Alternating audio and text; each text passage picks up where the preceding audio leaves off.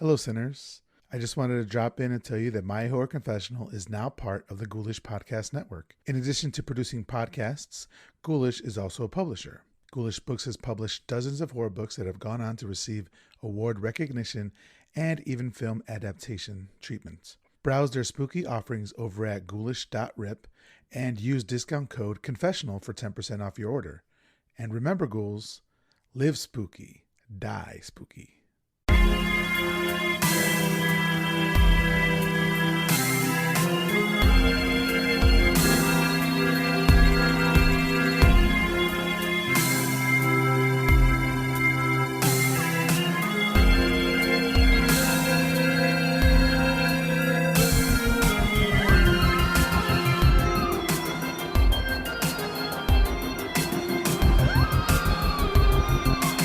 Hello, everyone. My name is Miguel Myers. Welcome to My Horror Confessional, where every week I'll have a guest come on and talk about one classic horror movie that they haven't seen and why. We'll discuss the movie, the actors, and probably get off topic quite a bit. Once I believe they have properly atoned, I will absolve them of their horror movie sin. We actually have a double treat today in the confessional. We have the Paranormal Putas. They are two hermanas and fourth generation Mexican Americans. They grew up listening to their father and his brothers tell them terrifying campfire stories, which planted the seed of curiosity of the paranormal within them. As young adults, they had their own paranormal experiences. As adults, they decided they wanted to share those experiences and give others a platform to talk about their paranormal encounters as well. They are Leah and Bethany, the Paranormal Putas. Welcome to the show. Hey, hey, woo, woo, woo. What's up? Yes, I'm so excited to have you guys on. I became aware of you guys maybe a year and a half ago, just on Instagram. Like I saw, I'm like, who are these Paranormal Putas? That's a dope ass fucking name. I love that you're reclaiming that and all that. Thank But you you. guys do a podcast, so could you let my listeners know what your podcast is about? Yeah, for sure. You want to start or Yeah, you you want me? usually do this part. Okay, all right, cool. So, hey everybody, my name is Leah. For those of y'all listening, and I'm one half of the Paranormal Putas. And what we do is kind of like Miguel mentioned, we have people come on and share their personal paranormal experiences. And that's something that really started close to us with friends and family, and it's branched out in a really kind of beautiful way from people all across the country talking to us to share their stories. And on the flip side, we also talk about a little show called Ghost Adventures. We've been a huge fan for a really long time. And for those that are deep in the paranormal, you're probably aware of the show as well. But we've been watching it since the docu series that the guys did, and we were just hanging out during COVID one day and thought we were pretty funny and talking about ghost adventures, and we thought, hey, maybe somebody wants to listen to us talk about ghost adventures. And some people do. So hey, here we are. Yeah, you guys have amassed a following, which is awesome. And I ran into you the same day I ran into Aiden from the Susto podcast Yes, yes. at the Mexamericon last November in Austin. I Yep. don't think I was aware that you guys are you in Austin or is it San Antonio or you're in Austin? Okay, yeah. I wasn't aware that you guys saw when I came up to your table, I was like, whoa, you guys are I was so excited to meet you. And then since then we've been working on getting you guys on the show. So I'm really excited about that. So one of the things that I was recently on Aiden's podcast, and we were talking about like just going for it, like not waiting for somebody to tell you that you can now start your own podcast or you can do this or that. That's what you guys did. You just started it, so can you tell us a bit about like how it's felt to feel the growth of the show since its inception? Exhausting? Well, Yeah, yeah, definitely. I would say like it's all the things. It's like it's super exciting, it is exhausting, it's we put a lot of pressure on ourselves, like it is a complex feeling. Well, now uh, you guys are having like restaurants let you come into the restaurants after hours. Yeah, I heard the episode with Sister oh where like yeah. you guys are doing you're doing your own paranormal investigations now. Like, Yeah, it's really cool to see how it's branched out because like when we started this, like literally sitting in a bedroom at my old place, and we're like, hey, we're just gonna record this, and we're not gonna be investigators, we're not gonna do all this extra shit. And then like a couple months later, there we are doing investigations and all this extra shit. But to Bethany's point, we put a lot on ourselves, and because it's kind of taken off in a way that we really didn't expect, we want to keep delivering. It's not a have to. We want to keep delivering. So we just have to build more discipline as we go along. We're actually talking about like how we can make it better every single time. So we're currently like in a break period, but there's still so much going on behind the scenes with planning and outlining and trying to make sure that we're keeping the course. So I think really from its inception, it was this really fun little thing, and now it's this really fun bigger thing, and just a little more pressure because we're really trying to do it. Now we're really like, shit, people are watching us now, we really got to do it, you know. Well, you guys got merch. I love the merch. I bought some koozies and some stickers. It's just great stuff. Thank you. Yeah. Yeah, that was really cool too. We're very proud of the art and like the work that we've put in to kind of build our little brand. So anything that we can do to share those images, or you know, make a little buck to keep the show To afloat, keep it going, you to know, keep that it all goes into itself, you know. yeah, it's all feeding itself. Yeah, Well, you guys kind of blew my mind because like when I hadn't really thought of tabling at a convention or like at an event like that to promote the podcast, and I saw you and Aiden, promoting Susto. I was like, oh yeah, duh. This is something that you can do, And you're but I was always thinking like, what the hell would I sell? But obviously, some dope ass merchandise is what you can sell. So, how do you feel like? So, I think we have different experiences coming up. Like you were saying that your father and his brothers, so your tios, would talk to you guys about like the paranormal stuff. My side, so I'm Mexican and Puerto Rican, so my dad's side is Mexican. Um, and my dad's side, they were very like conservative, very like church going people, and they didn't really talk about a lot of the paranormal stuff, other than Jesus coming back from the dead and that sort of thing. But like, Right. um, so I didn't really have that experience, whereas you guys did. So for me, like especially even with like horror movies, like my family of origin did not watch horror movies except for my oldest brother, and I was able to sneak watch horror movies with him. With you guys, did the love of the paranormal also lead to like watching horror movies with your family and stuff like that? Oh yeah. yeah. Yeah, for sure.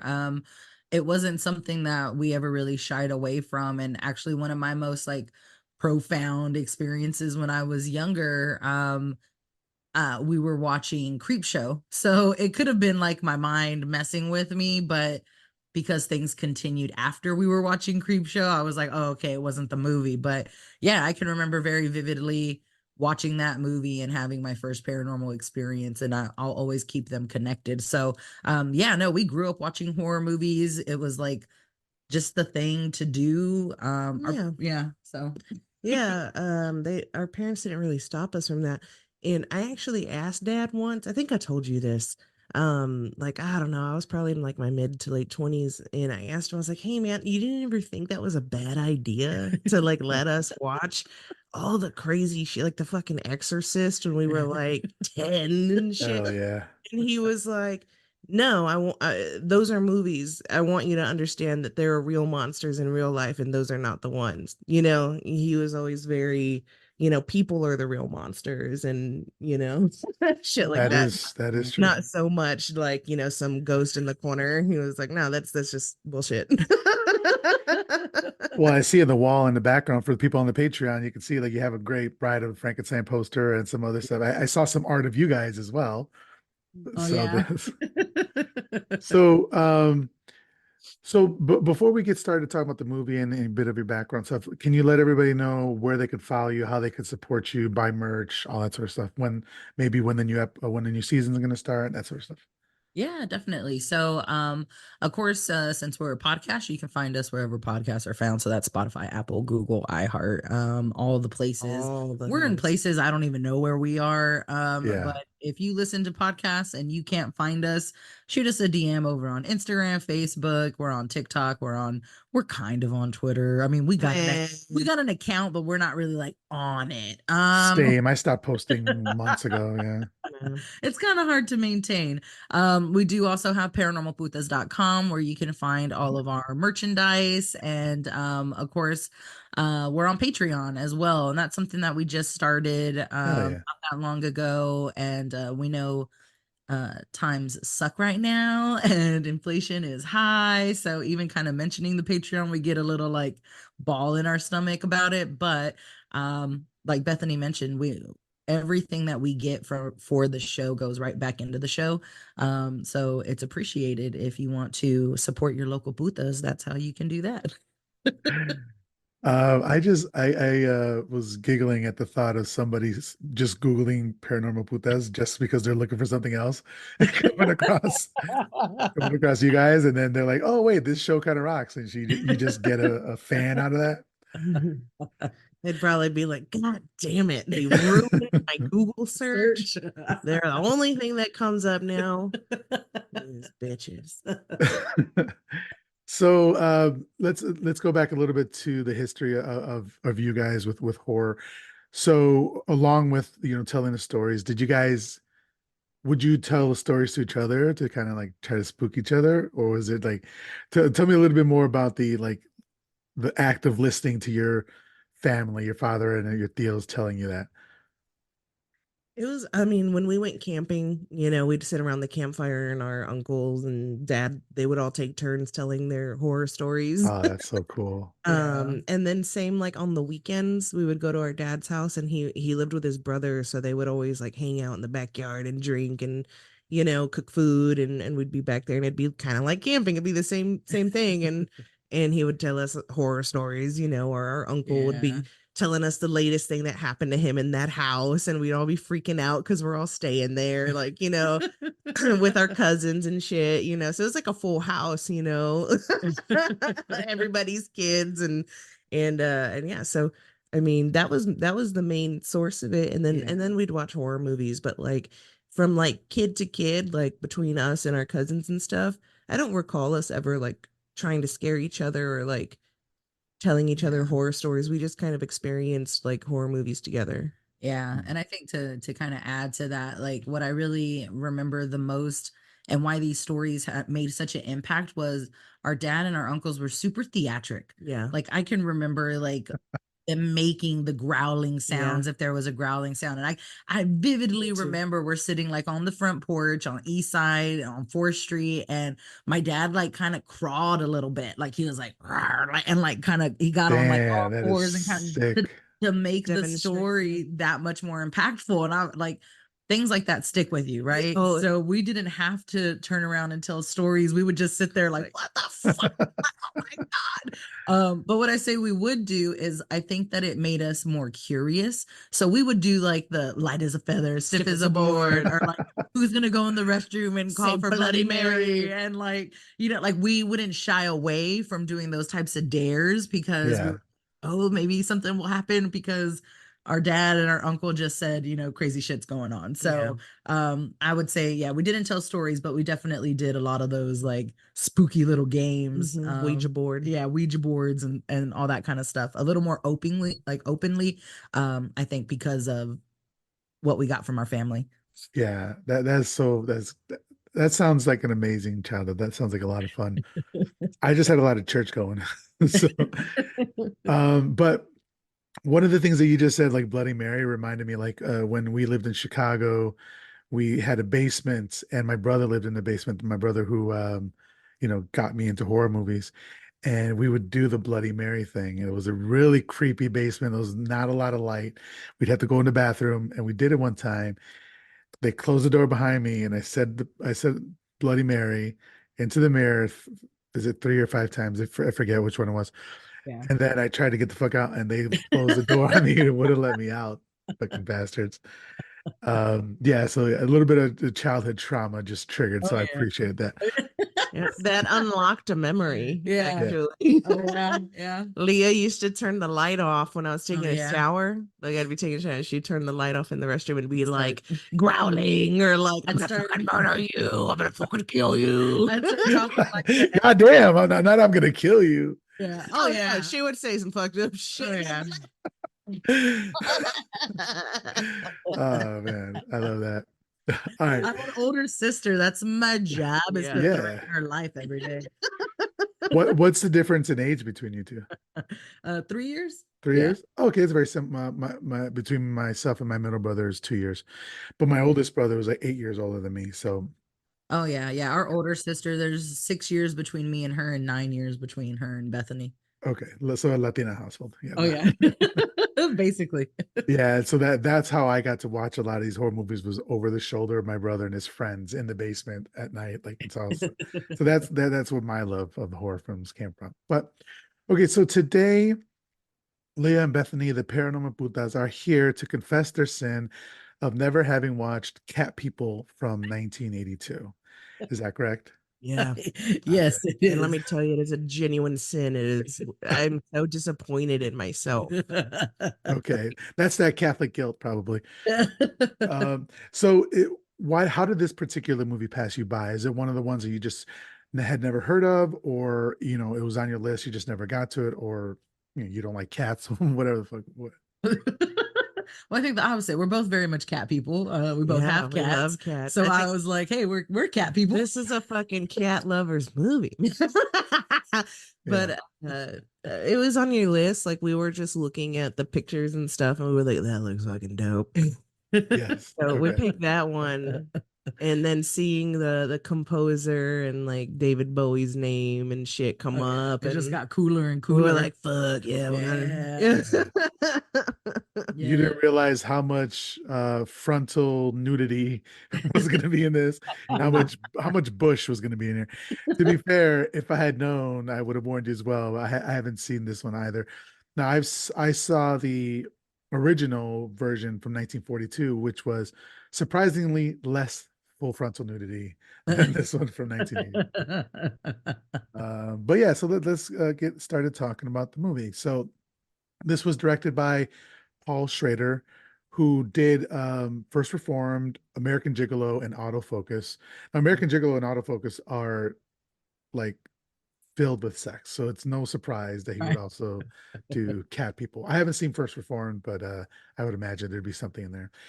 The screenplay was also by Alan Ormsby, who did Children Shouldn't Play with Dead Things. Sorry, Popcorn, and so those are two horror movies. And then just randomly, he did The Substitute. He wrote The Substitute, which I don't know if you guys remember that one, but and then this was based on a story from the original film by Dewitt Bodine, and he also wrote The Seventh Victim, which is another, I think it's 1945 black and white horror film that I really, really liked. How are you guys with like black and white horror films, like older films? Did you guys watch those as well? I mean, not as many as I probably should, but I mean, I don't hate them or anything. Yeah, Okay. same. Yeah. So yeah, some people just can't stand or like get bored or turned off by like black and white or even like silent. And Yeah. I really love silent films. No, I'm into it. To me, like I mean, like the first Nosferatu, Yes. when I first saw that, it felt more real Mhm. because it was so old to me. And that's how it feels to me, like with most horror films. Like the older it is, the more it feels kind of like almost found footage, Yeah, it's almost like a it's so low documentary. Like, quality, but yeah, when I saw that first Nosferatu, that shit freaked me out for like a long time. Yeah. Because I was young and I thought that shit looked real. yeah. I literally just got a Blu-ray of Nosferatu like last week. So yeah, I dig it. Okay, so this does star Nastassja Kinski as Irena Gallier. She was in Paris, Texas, To the Devil a Daughter, and Tess. It also stars McDowell, I'm sorry, as Paul Mhm. Gallier. He was in Clockwork Orange, Rob Zombie's Halloween, and he was in Tales from the Crypt. Now, I used to think that Malcolm McDowell was like a classy motherfucker, like he was only in classy movies. No. This dude was in some trash films. Yes, I love him for it Yeah. too. Like every time I see his face, and I got super excited Yeah. seeing him in this, I was like, "Oh, it's gonna be fucked." Mhm. Yeah. Yeah. Like this guy's crazy. Yeah.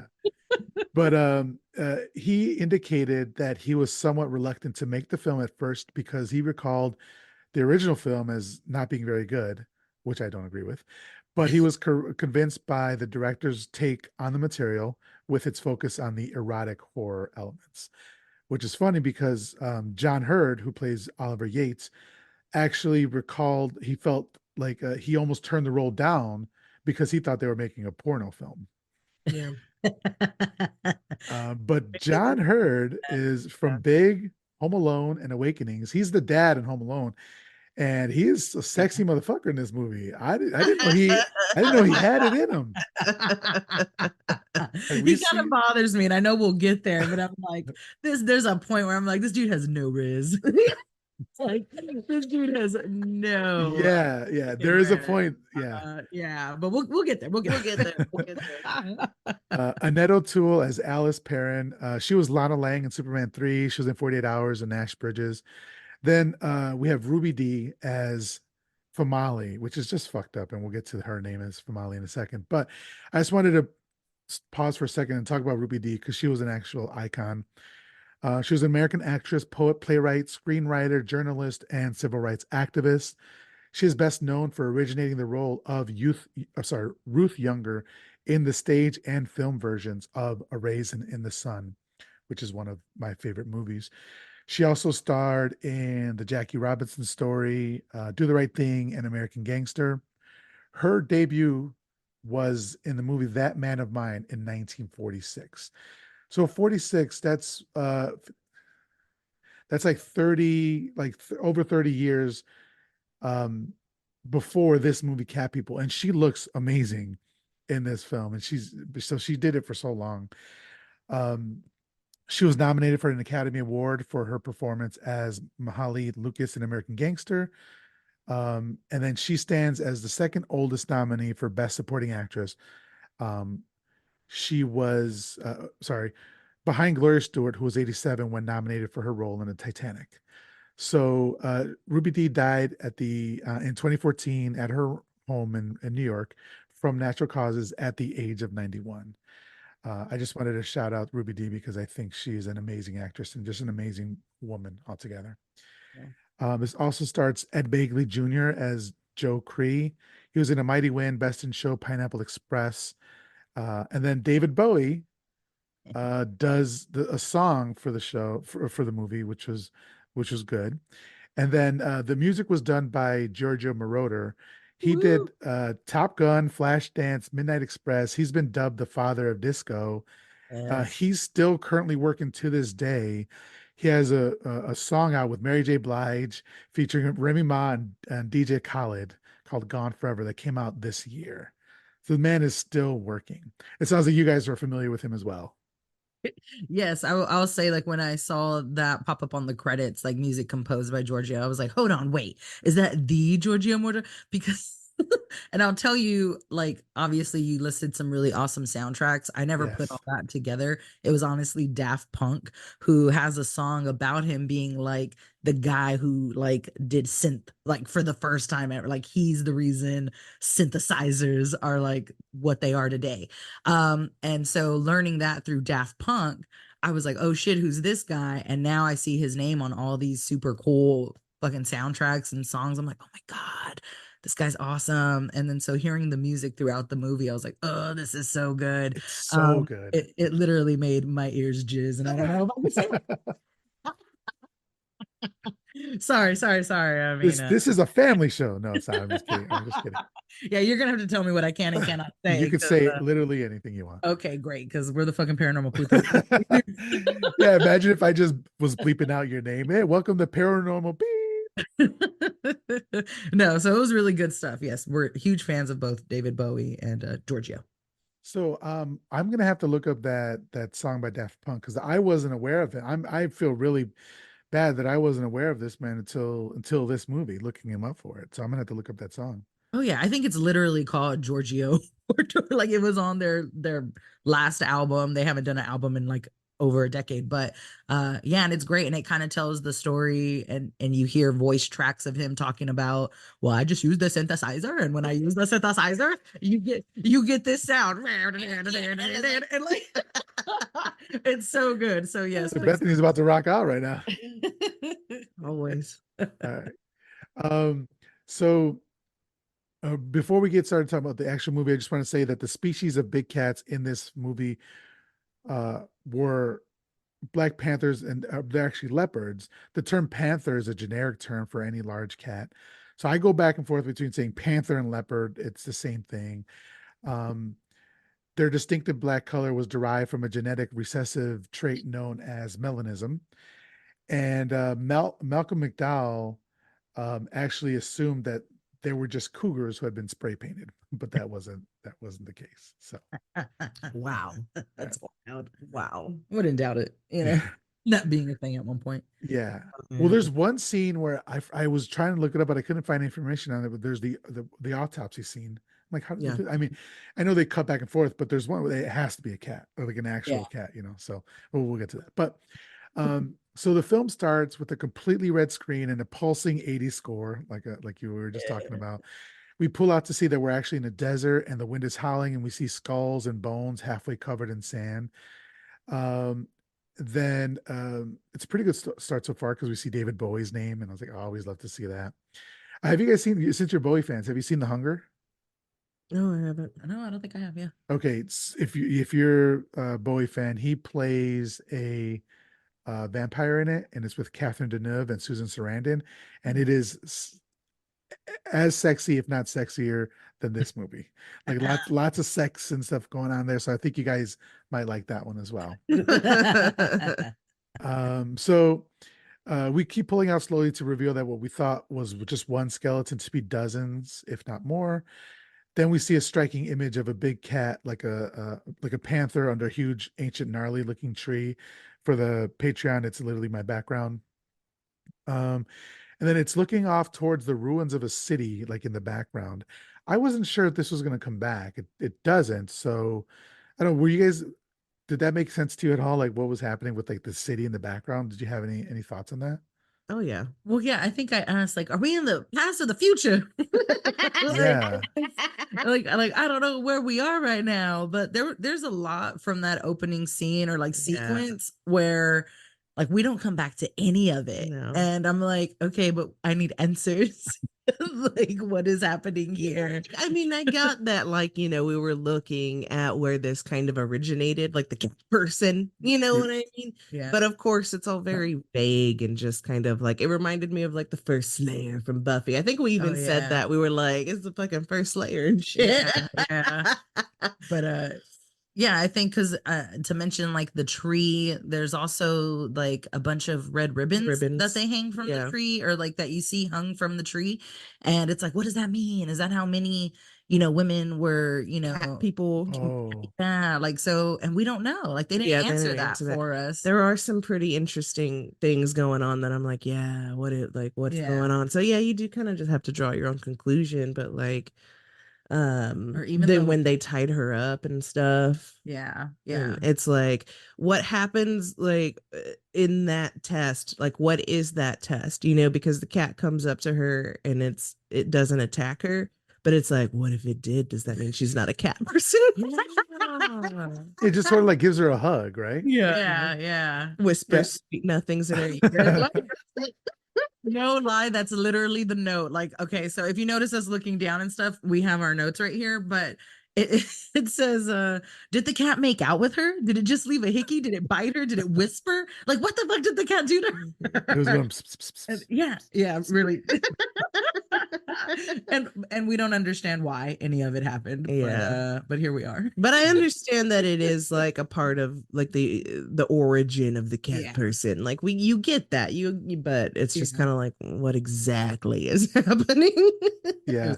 And if you guys or if listeners are familiar with like the Marvel movies, the Black Panther, the original Black Panther, takes a lot from this scene and a scene later on in the movie, where it seems like they go into another realm to see this sort of thing, and that's what happens. So, But yeah, like you guys are saying, the panther growls mightily.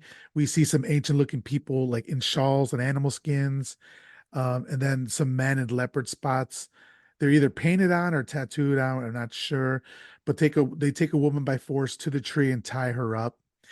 And then we see another person kind of looking at the tree, and Mhm. we can't make out her face, but I thought that perhaps it was Famali.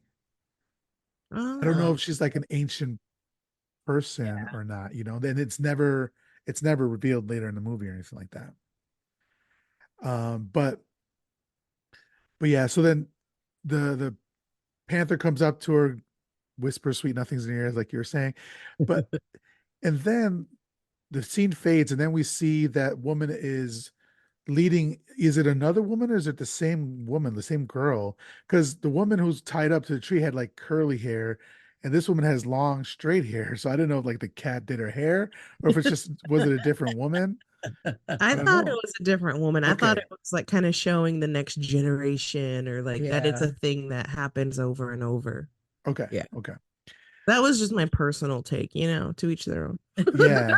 This is Yeah. art. It's This is art, baby. It's subjective. I was gonna say definitely up for interpretation. Yeah. So they lead this new young woman to the opening of a cave. On the cave entrance is a drawing of the Black Panther. She walks in and is greeted by the panther with a growl. She walks up to defiantly and stares at it in the eyes. We zoom in on the young eyes of the woman, then we fade into the eyes of a modern woman with makeup and earrings. We pull out, and she's at the airport, and it's Irena Gallier, um, played by we're forgetting her name now, Nastassja Kinski, looking absolutely stunning, Oh beautiful yeah. Yeah. in Yeah. this movie. Gorgeous. Yeah, she is. Um, Lost my place here. One second. So she seems to be like lost. She goes to a payphone to place a call, but a man that was following her interrupts her and introduces himself as Paul. And she introduces herself, and they seem very happy. They seem very happy to see each other. Yeah. Um, and so she introduces herself. He says, "I know," and then they embrace and gently whispers in her ear, "Welcome home." I immediately, he was too close. Like almost immediately, like back up. Yeah. Like, Yeah. You want to know our note? yes, please. Are they or aren't they? Brother and sister. Oh yeah, we were like, wait, did they say they were siblings? We were so confused because like it felt like more. There was too much There was sexual too tension. much. Too But much. yeah, we were like, am I tripping? Did they say they were brother and sister, or was that somebody else? It took us a good amount of time to really determine Yeah. like It's like what their relationship was. movie. We were like, there it is, the clarity, the clarity. Like I And it, really needed someone to say you're my brother or hey, you're just someone I'm trying to hook up with. Like I Yeah. needed it. And yeah, it doesn't come until Way almost later. mid movie and you're like, okay, it's established. They I, are brother and It's fucking sister. established. It's I good. think that the movie does a good job at like holding it off long enough where you're like getting uncomfortable with it. You're like, what's Yeah. happening? Yeah.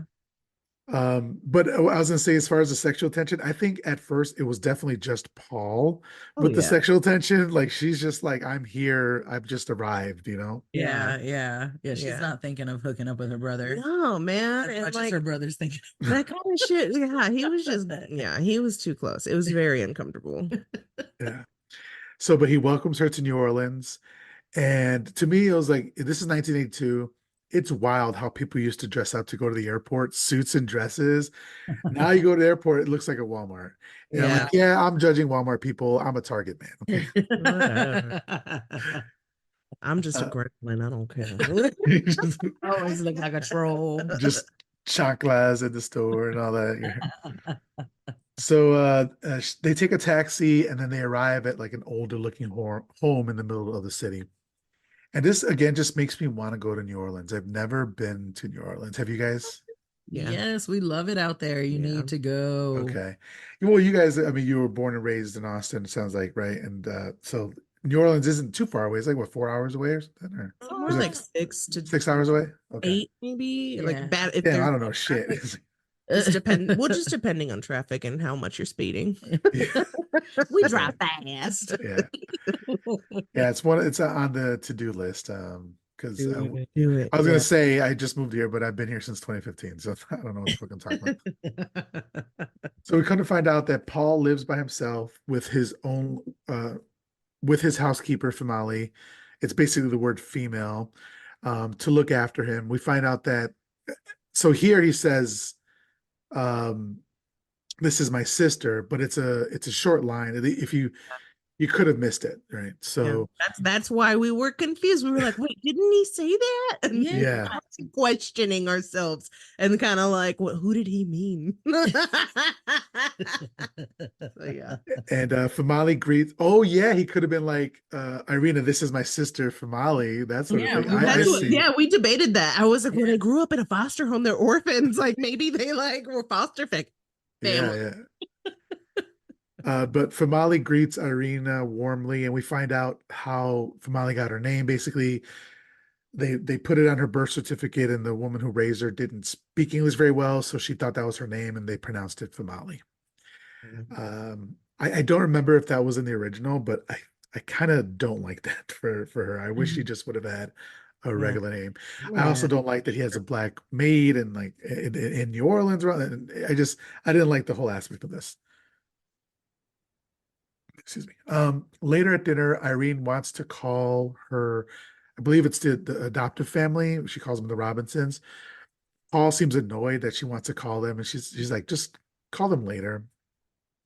And he asks if they ever told her how their parents died. And she says yes. And then he asks, what did they tell you about me? And then he says, or she says, not much.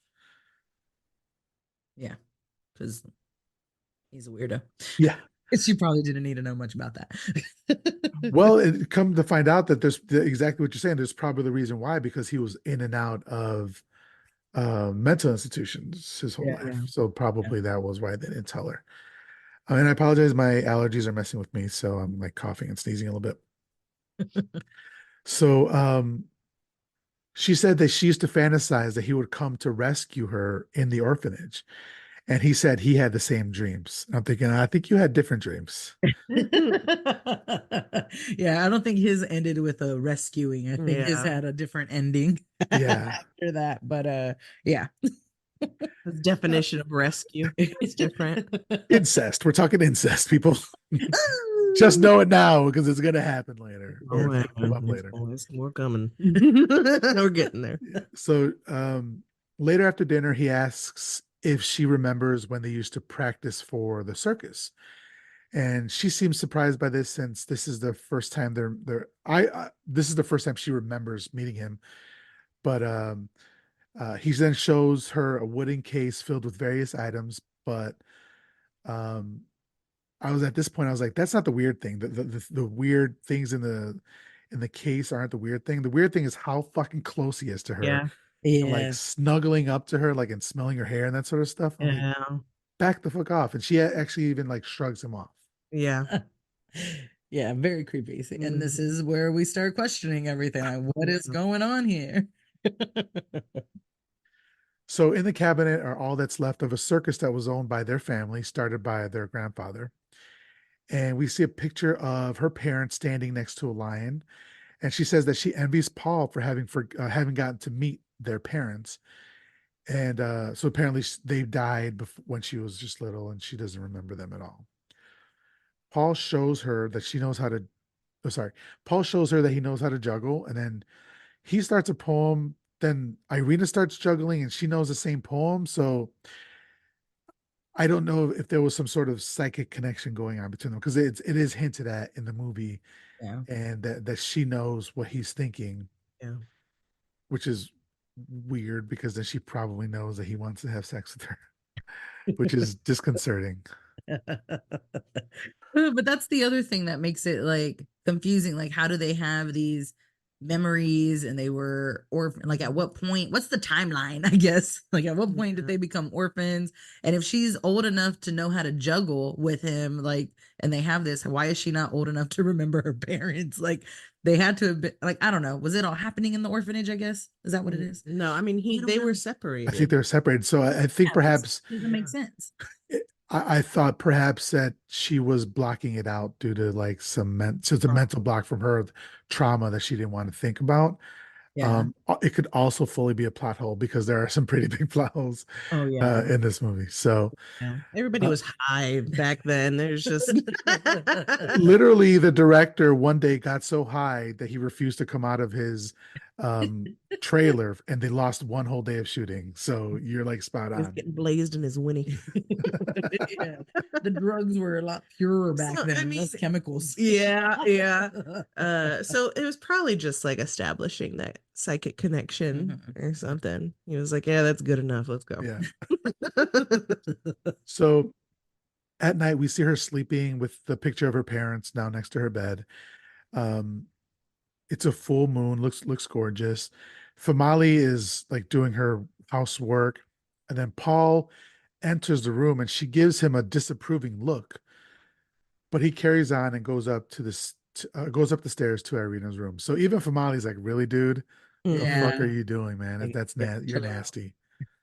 Can we give a call out to where he enters the room and like leaps on this girl's bed in the most like cat like? That's like amazing. It is the coolest. Like, as soon as he jumps, I was like, game on, baby. I was just gonna say that was the moment when we fully bought in. Like our buy-in was at that moment. We were like, When Malcolm McDowell leaps onto the when the bed frame. cat leap on her bed and just like Yeah. staring at her. And he purred Yeah, like a cat. much like He, a and he Yeah. purrs. Yeah. Yeah, bro. You're We were like, Oh, good. you're like, this is cinema. yeah. Yeah. This is film. Yeah. Cinema. Yeah. And so this was actually done in reverse. So he doesn't have the jumps like that. Oh yeah. This was filmed in reverse. He was on and he jumped in. Fucking cool. Yeah. But the score here is so amazing. Hits me right in the heart. Like it's so good. I'm gonna look up the soundtrack and more stuff of his. Yeah, it is a really good soundtrack. Yeah. Like, throughout the film. The score is solid. My confession is I've never seen Top Gun, so I might see Top Gun just for the score if he did it, That one has some good songs on it. Yeah. Yeah. The soundtrack's good, but the score is also really good in Yeah. soundtrack or in Or Top Gun. both, yeah. So later we see a woman walking the streets alone. She shows up at a cheap motel, the kind that rents rooms by the hour. We know. Oh, goodness. And the guy at the counter scolds her for making the person wait for 45 minutes. And she's like, fuck off. I had to find a babysitter, which is really, I'm sad. I mean, like it's sex work, which is work, but it's sad that she had to leave her baby at home to go do this. She goes up to room 3 and she walks in. She apologizes for being late. She disrobes.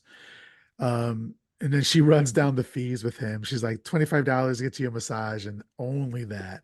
Yeah. Do you remember what she does? Like she thinks the person's in the bathroom. Do you remember what she does here? No, I remember her like undressing and stuff, and Well, she actually, so she takes she advantage of takes him. his wallet. Exactly. Yeah. Oh yeah, to see. Yeah. Yeah. That's right. I remember. Yeah. Yeah. And so she rifles through his wallet, takes cash out. She sits on the bed and she places her hand in a pile of goo and like recoils. Immediately, no. Like, I'm here to meet you for sex and there's a pile of goo on the bed already. I'm sorry, but I'm leaving. And then she goes back in it, like, and then she's like, "Wait, what's this?" And like starts touching it more, and like she smells it. smells it. I'm like, girl, girl, all the money in that man's wallet. Like, I would not touch that shit, that goop. Yeah. Yeah. It was the most. It was the Yeah. most. It's really gross. She then notices something sticking out from under the bed. She kicks it and it kind of swipes back. So it's the tail. Then a black paw comes out from under the bed and mauls her foot. Her fucking foot. Yeah. And she screams and manages to get out of the room.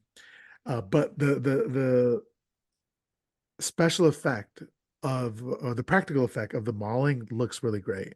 Yeah. I thought that whole scene, that whole sequence is just so wild Yeah. because that's where so she gets her ankle and her foot all slashed up, and then she's got to get the fuck out of there, but she can't walk, so she literally has to slide like belly down the stairs to get the fuck out of there.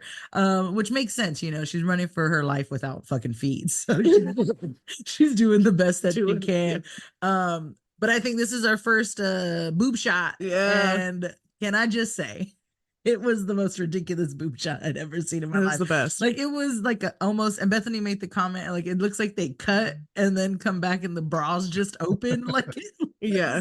So she's sliding down and then she does like this body flip. So now she's on her back and the camera's like on top of her, and then her bra's on. Yeah. And it's on and it's It's secured. secure. And then like she takes a breath, I guess. It pops open. Yeah.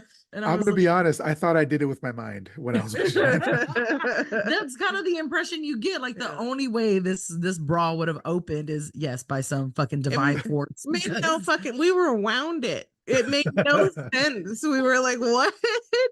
We really seriously had to rewind it. Yeah. But it was great. It was fucking great.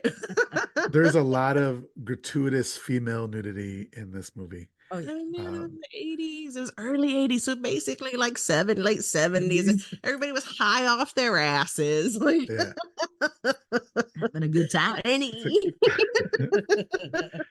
So the actress Lynn Laurie, who played the sex worker Ruthie, said that she had to do her own stunts when she fell down the stairs. Because she was in her underwear, she couldn't wear any padding. And she ended up doing that 17 times until the director was satisfied.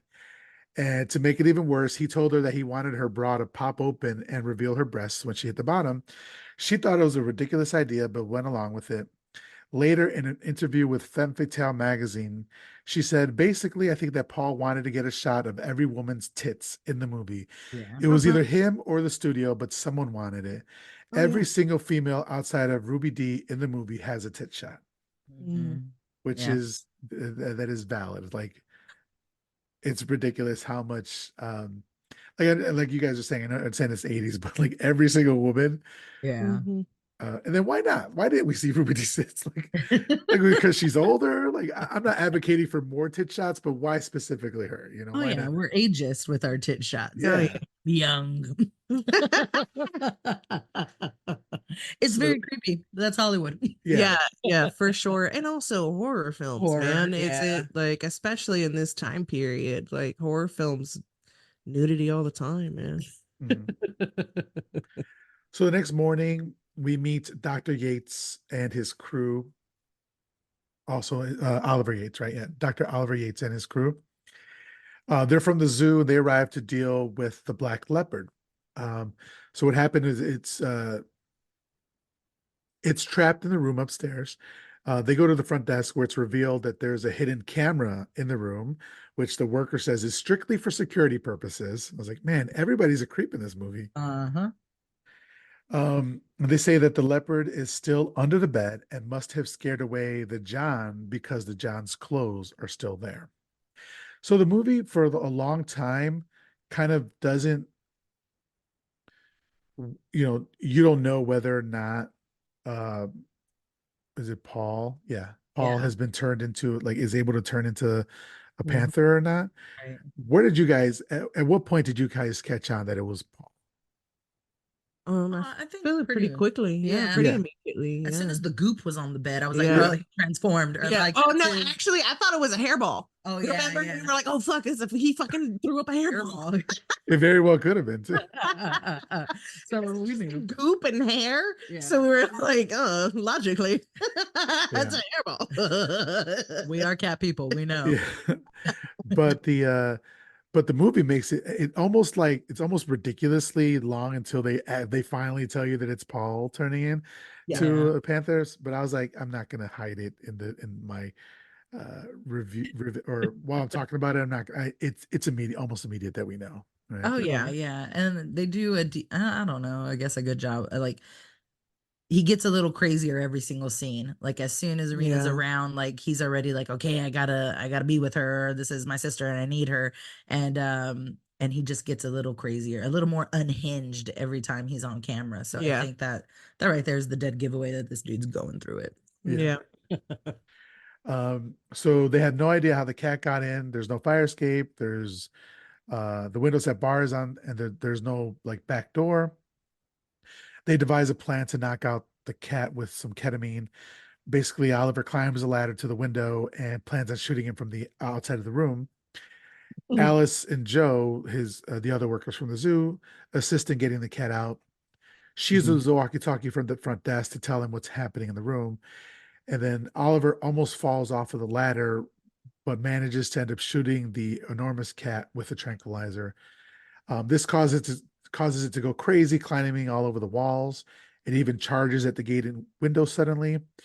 At this point, when it does that, Irena wakes up suddenly, like as if from a nightmare, looking for Paul. Mhm. She goes to his room and knocks, but he does not answer. Back at the hotel, or I'm sorry, the motel, they enter the room and capture the huge panther. So I really wonder, because that was a real legit panther in that room at the Yeah. time. And I wonder what they did to him to make it like react that way, Yeah. Yeah. because Let it was really climbing the walls. I I'm hope they sure didn't hurt it some or something. catnip. Yeah. But no, I mean, I think they got to be super trained animals and people that handle that stuff. So I'm sure there's ways to get the cat to react, a big cat toy or some food, put it up high, put a good piece of meat Meat. up high and make that cat jump for it. Yeah. I'm sure you get See, a decent shot. I am not a cat person. I'm a dog person. I don't trust cats. Mhm. They could go off at any second. I got friends who have like scars of like claw marks from their cats and stuff like that. So I'm like, no, thank you. So I Not on. don't know what the hell will set off a cat. So back at the house, Irena asks Famale about Paul, and she tells her that Paul needed that he was needed at the mission. So I wasn't quite sure what that meant, but we find out later that it's basically a church, Yeah. right? Which Paul working at a church does not coincide with the character that we know Paul to be. Yeah. And I don't know if it's just being around his sister and like whatever their goal is, because again, there's so many plot holes. Like, I don't know why they even have to do what Paul says they have to do. But yeah, maybe all that shit just goes to the side. Maybe he's a good guy. Maybe, he goes to church and maybe he helps people. But as soon as Arena's in the building, he's like, fuck it all. I, I, I got to rape my sister. Yikes. Yeah. So with Paul gone, Irena decides to spend her first full day in New Orleans by seeing the sights. First, it's a bus ride through the French Quarter where a creepy dude like stares at her the whole time she's on the bus. That makes her uncomfortable, so she gets off. Then she goes to a very colorful church, which we find out the interior is painted beautifully. And we find out that this is the church where Paul works. And she asks for him. She's told that he's not in. Then I they didn't the movie didn't do a good job of this, but it is the next day because we just saw the sunset, Yeah. and so now the next day in the morning she stops at the zoo, and for me, like these animals were way too close to the people. Like the zoos that I have been to, the animals are far off, and then there's a huge gulf in between. Like literally, there's just a bar and then people right here. That was terrifying for me. I don't know how Yeah. you guys felt. I don't know. I don't know if that's how zoos were in the early Yeah. 80s. Yeah, it's some like fucking Bringley brother bullshit or something, Yeah. those traveling circuses, like just keep those animals in like the shittiest cage. Well, yeah, because there's literally monkeys there. And monkeys are known to throw their shit. So like Yeah, it was gonna hit you.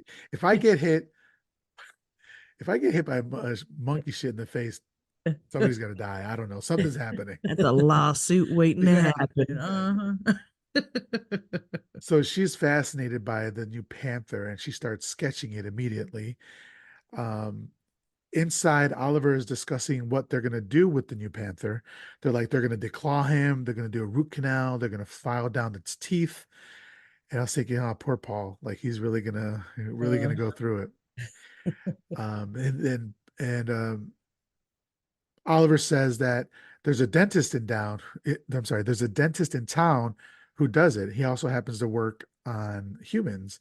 And Bronte, who played by John Larroquette, if you don't know, John Larroquette's was a pretty big sitcom actor in the 80s and 90s. Um, he's playing Bronte, and Bronte's like, yeah, I know that dentist. That's my dentist. So he wants to explore the options of what they can do with this leopard because he's worried about how much it's going to cost to keep him, up into and including euthanization. But Oliver is not having it. Yeah, no. Imagine how many people could have been saved if they had just euthanized a cat. But obviously, I'm not saying we should euthanize cats, but um, I just No. don't trust them. I just don't trust That's a you problem. Yeah, yeah, yeah. That's a problem They for can sure. sense your energy, and that's why they're like, Okay. My Yeah. cat loves me. mhm. So they find out that the leopard had some pizza in its stomach. So they're talking about its diet. And then Joe explains that they're scavengers and they're going to eat whatever they can find. Convenient. Hmm. Mhm. Yeah. So late at night, Oliver is doing some office work, and we see that Irena is still there sketching hours after the zoo is closed. And Oliver hears her and goes to see her and like startles her. Do you remember what she does here? Yeah, she jumps up that fucking tree. That's what I heard, just bolting up that, yeah, and climbing the tree. And he's like, yo, what are you doing up there? I know, and it's like, bro, you didn't find that super fucking weird the way she just like climbed Yeah. up there like a fucking cat? Like, what? That was great. That was great. I found it funny that he had to literally like coax her down, like get down from there, Yeah, Yeah. like Get you it would a from cat. yeah, there. Yeah. like a fucking cat. Yeah. It was good. So he asked I what was like going that in on. a woman. He was into it. Okay. So he asks what she was doing up there, and she's like, I wasn't scared of the leopard. She said she can sense how animals feel. Hmm. So she basically said that she was scared of him. But Yeah. after noticing that Irena feels excessively warm, Oliver takes her inside and puts a cool cloth on her forehead. He even offers her some aspirin, but she says that she doesn't believe in medicine, which don't quite understand what that means. You don't believe in medicine. I am a pussy for headaches. If I get a headache, I am gonna down 4 aspirins and some Tylenol, and some anything I need to. So I would have taken it right away. She can't harm her body like that. Her So body is her temple. yeah, yeah, yeah. She's a Yeah, cat, man. I don't know if you can give cats aspirin. but she's just gonna give her catnip or something. So, thinking that her exhaustion might be due to hunger, they decide to go get something to eat. But on the way, she says she doesn't eat meat, which is interesting. And I thought that it was going to come back, but it doesn't really. But question for you: have you guys seen the movie Raw? It came out like in 2017. Oh yeah, no, I haven't seen it, but I know about it. Okay, it's a cannibal movie. It's about Okay. Yeah. yeah. Well, something she said. I won't go into it then, but something she said reminded me of that movie. So, but I think the listeners who've seen it understand. But anyway, I'd recommend it if you guys. Well, I don't know how you guys do with like extreme gore and cannibalism, but I do all right with it. yeah, I do all right with cannibalism. I love Yeah, it. yeah. That's gonna be the quote for the show. I do all right with cannibalism. I like it. This is I Leah. like it. I mean, I don't partake, but Yeah, I'll watch a movie about yeah. it. So at this point is when I noticed that her eyes are like piercing. Like she's got like, Yeah. and there's a really like a really big similarity between her eyes and the cat's eyes, Mhm. which they make. And I don't know if there was any manipulation there whatsoever. Obviously, she at one point she has like the slits in her eyes like cats do, but like just with even without that, it looks really strikingly similar. Yeah. Yeah. So during the dinner conversation, Oliver learns that Irena is looking for a job, and he hires her to work in the zoo's gift shop. Uh, and then this is where we find out that Paul has been missing for 2 days at this point. Yeah. And she doesn't seem as worried. If my brother was missing for 2 days, just went missing in the middle of the night or something, I'd be concerned. I probably would have gone to the police. Yeah, for sure. Yeah. Leah, would you go to the police if if either one of you guys were missing? And I wouldn't be getting a job at the fucking gift shop. That's for fucking sure, man. But like, does she know that it's Paul in the cage, and that's why she's like, I gotta get this job at the gift shop? Yeah, that's what honestly, that's kind of what we thought. Like, I thought she was like, okay, my brother's trapped in Yeah. the zoo. I gotta stay close Yeah. to the zoo. Yeah, that's kind of what we were talking about when we saw it. We were like, oh shit, she's trying to get on the inside. Yeah. Maybe like subconsciously even. Yeah. Yeah. Well, I mean, if they have this That telepathic connection, because like even earlier when you mentioned when Paul's captured, she wakes up like, oh, Yeah. what just happened? You know, like, so she feels, right? And then she's like, Mhm. I know how the animals feel. Do you, or do you just know how Paul feels? So Yeah. you know that Paul's He's that there. guy. Yeah. Yeah. Also, this is one of our notes. Do you want to get into this one? Oh, the gift shop? Well, yeah. The gift shop, dude. So this is where we established in our minds anyway that Oliver has no riz. Yes. Because No fucking riz, man. kind of fumbling over his words or being like, I don't know. He's just a weirdo, man. Yeah, Like, he does not come off smooth. yeah, no, not at all. Like at all. Like you can tell she's impacting him, right? Like he's Yeah. like, ooh, like kind of mumbling or just not really composing himself. And I was like, this dude's a loser.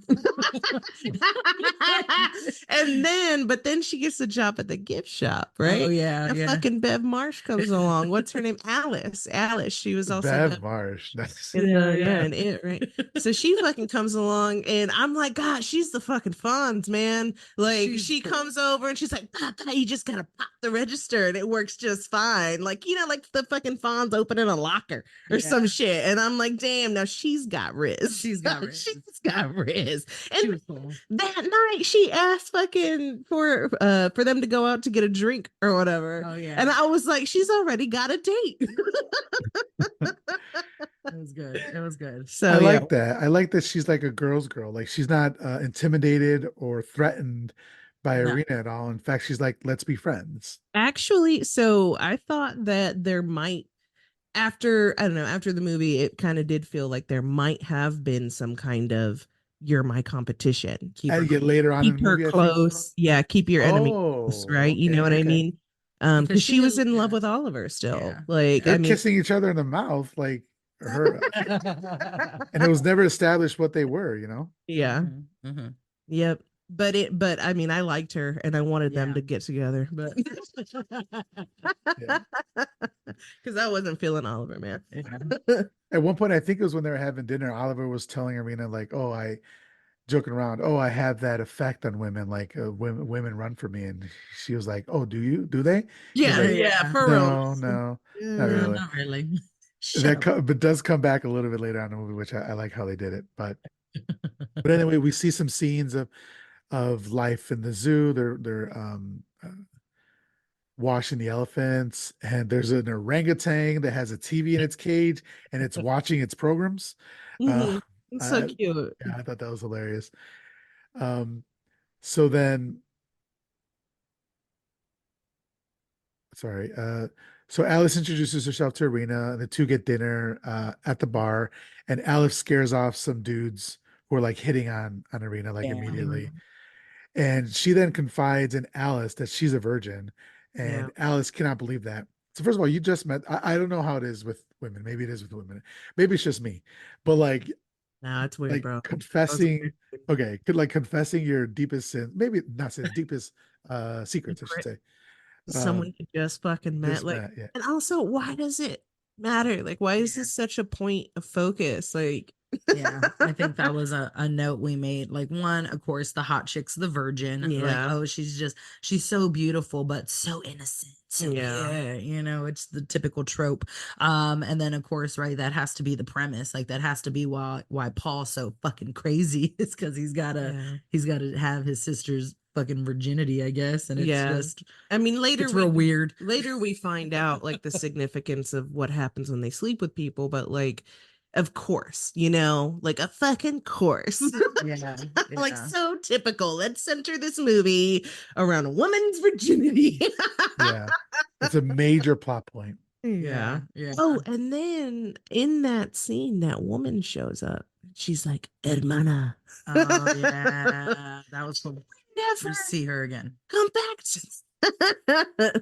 That never does come back, and it's No, never man. kind of explained either. Bro, we were like, what? She's gonna come back later. Yeah. She never fucking came out. I was like, well, maybe she was just another cat person Yeah. visiting New Orleans or something. I don't fucking know. Okay, but one thing I wanted to mention is like, Alice was like, "Did you ever come close to having sex?" And she's like, "Well, there's a couple times. This one time, there was the first family that I stayed with." And then she kind of trailed off because then the Hermana Oh, thing started. I was like, wait. What do you mean the first family you stayed with? You were adopted, or you're like like those are yeah, foster parents. yeah. Because if she was talking about the foster father that like was taking care of her, I'm like, that's That's so weird. fucked up. Why would you trail off to that? Like either go further into that story or don't Oh my mention God. that Yeah. story. It's just weird. It's Weird. very Fucking weird. It was weird. very weird. Yeah. Yeah. Yeah. So then the strange woman calls her hermana, and then she says that she never saw her before. But then they continue on the story she's saying about a boy that she almost did it with, but she got scared because he was too huge. Oh my God. And Alice is like, "Oh, good for him." And then she asks for his name. Yeah, his name and number. Alice fucks. I like her. Yeah, she's cool. So that afternoon, as Irena continues looking at the Black Panther, sorry, I lost my time. So that afternoon, Joe is feeding the Black Panther, or trying to get it to go into its kennel, into its cage. Irena shows up and she's like looking at the Black Panther. She's telling it that it's afraid. She can feel it. And then Irena and the huge cat lock eyes, obviously her brother Paul, and it suddenly goes crazy when Joe tries subduing it, and the panther graphically rips Joe's right arm off, and Joe quickly bleeds to death because he's trying to prod it to get it to go Yeah. into the other room, Yeah. and then ties the prod to his arm so that if it grabs the prod, your arm's going with it. It makes no, it's so Yeah. stupid. He's a ding Yeah. dong for Yeah. sure. I don't think Yeah, he needed that job at the zoo. but it's a pretty cool scene, Oh Yeah, that's yeah. great. Oh, that was a pretty really good bloody. scene. Yeah, that Oh Yeah. was yeah. good practical effects in that one. Yeah. And then Irena then locks eyes with the cat, with Paul, just say with Paul. And then blood is pouring all over the floor and even onto Irena's white shoes. Yeah, Yeah. we get Now, that artistic shot. exactly, it's an artistic shot, but it also reminds us of later on in the movie. She's wearing white dresses, and she's wearing a red scarf, so she's virginal, which represents white. Red represents her losing her virginity, and later on we see her actually like touching the blood that came from Yeah, after sex and that sort of stuff. So I think they're doing something here. It's literally she looks down and she sees blood on her feet and all that. So Yeah. they're trying to be really artsy. yeah, for sure, for sure. Um, So by the time, so Oliver runs to go get some guns to kill the beast, but by the time he gets back, the panther has disappeared, and we see that same goop from the motel is now on the floor. So we are to assume that he transformed. But that just begs the question. Now there's a naked man in the the zoo somewhere running Yep. around, and nobody saw him. No. Nah, we got other things to focus on. You're at NOLA. That's Yeah, I mean typical for NOLA back in the 80s. yeah. So when Arena gets home that evening, Paul has returned, but he no longer seems brotherly. He claims that he was in jail during his time away, which technically he's not lying. He was locked up. And he says he didn't think she was ready before, but she is ready. He knew it when he saw her with him. And she Mhm. asks, "Who, Oliver?" And he says, "You want to fuck him, don't you?" And he gets pretty graphic in his descriptions of her body's reaction to Oliver, which I'm not going to get Yeah. into, Yeah. Yeah. but it's something you would never, ever, ever, ever say to Like your, anyone? yeah, I was gonna say like anyone, but like Especially, especially. definitely your sister. I'm sure if you're talking dirty to like a lover or something like that, but definitely not your sister, Yeah.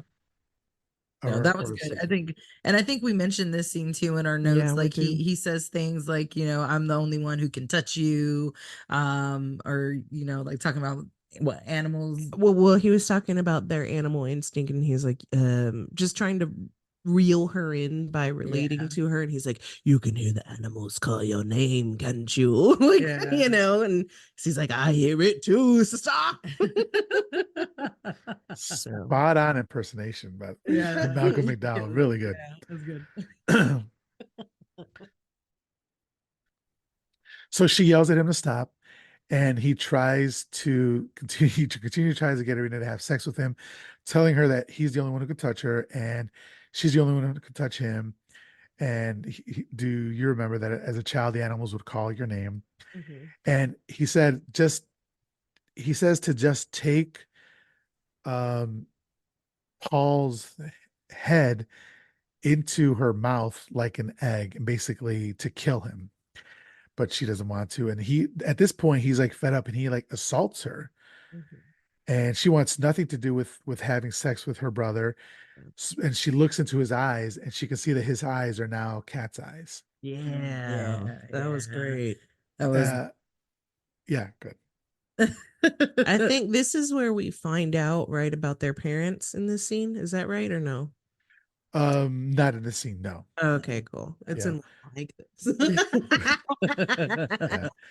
But at this point, I was like, oh, Just Paul is irredeemable. Like he just tried to sexually assault, or he did sexually assault her and like tried to rape Yeah, her. But so at this point, I'm like, okay, he's a complete villain in there, and I hope he dies, sort of thing. yeah, yeah. yeah. I don't know why I have it noted. Like I can't visually remember this, but did he do some crazy acrobatics and Yeah, like? yeah, yeah. Well, she does as well. Like Yeah, she jumps off, that's what it um, was. She jumps off and lands right. Oh, and lands like a Yeah, cat, and then he oh does the my same God, thing. that was yeah, amazing. that The was way she good. Yeah. jumped and I was like, and you think this is normal, Irina? You think this is normal? Like you think everybody can do that? Like She's like, this is how I've lived my whole life. yeah. Yeah. She acts so casual about it. Yeah.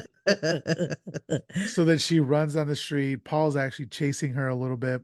She runs into a cop, and they escort her back to the house. Yeah.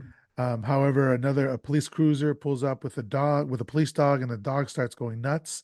And so they're like, "Oh, we need to do a search of the area." How that leads to them being into their house, I'll never know. Like they didn't No. have a search warrant or anything, but the next moment they're in the basement. They're in Paul's basement, Mm-hmm. and they found a cage, chains, parts of several bodies.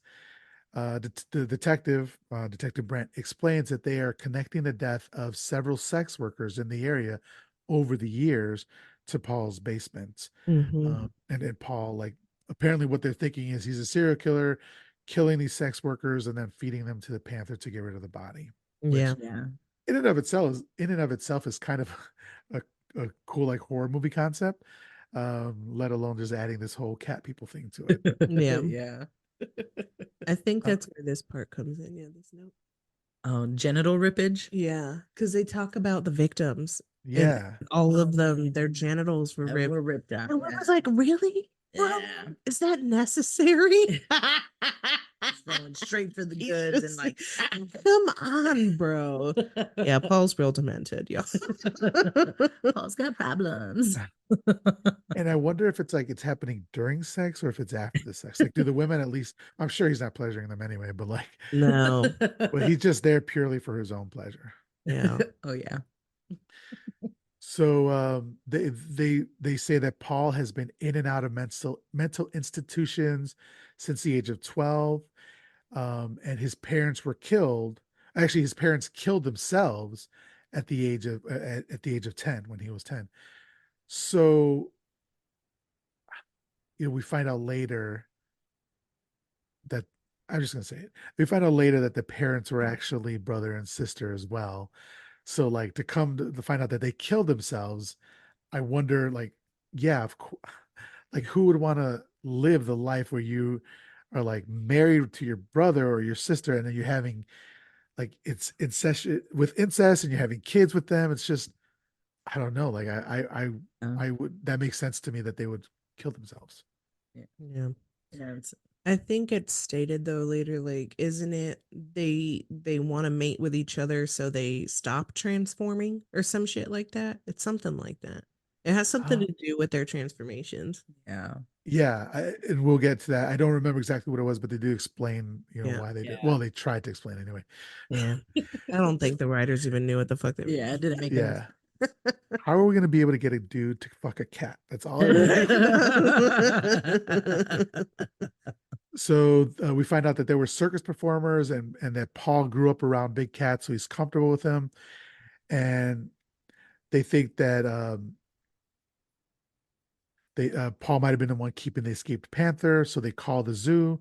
Then that's why Oliver and Alice are there. They come over, and it's the policeman's opinion that Paul meant to kill Irena, so he suggests that she find someplace else to live. And Oliver's immediately like, "Yeah, I got it. I Yeah. get. She can Mhm. come stay with me." Me. Yeah. Yeah, Fuck and yeah. Alice gives him a weird look, like a Yeah. knowing look. Yeah. Well, yeah. She's in love with him. Yeah. And then the police take Famali in custody. It's like, of course, she goes down for Or- his crimes. Yeah. Oh Trash. shit. So Oliver takes her to his house where he puts her in a room that he was using as a dark room. And I was like, this is the only room you have available. Like, this looks like a pretty big house. You couldn't give her your bedroom and you sleep on a couch or something. You're going to put her in this, I don't know. No Riz. No Riz. No No Riz. Yeah. Riz. No Riz Oliver.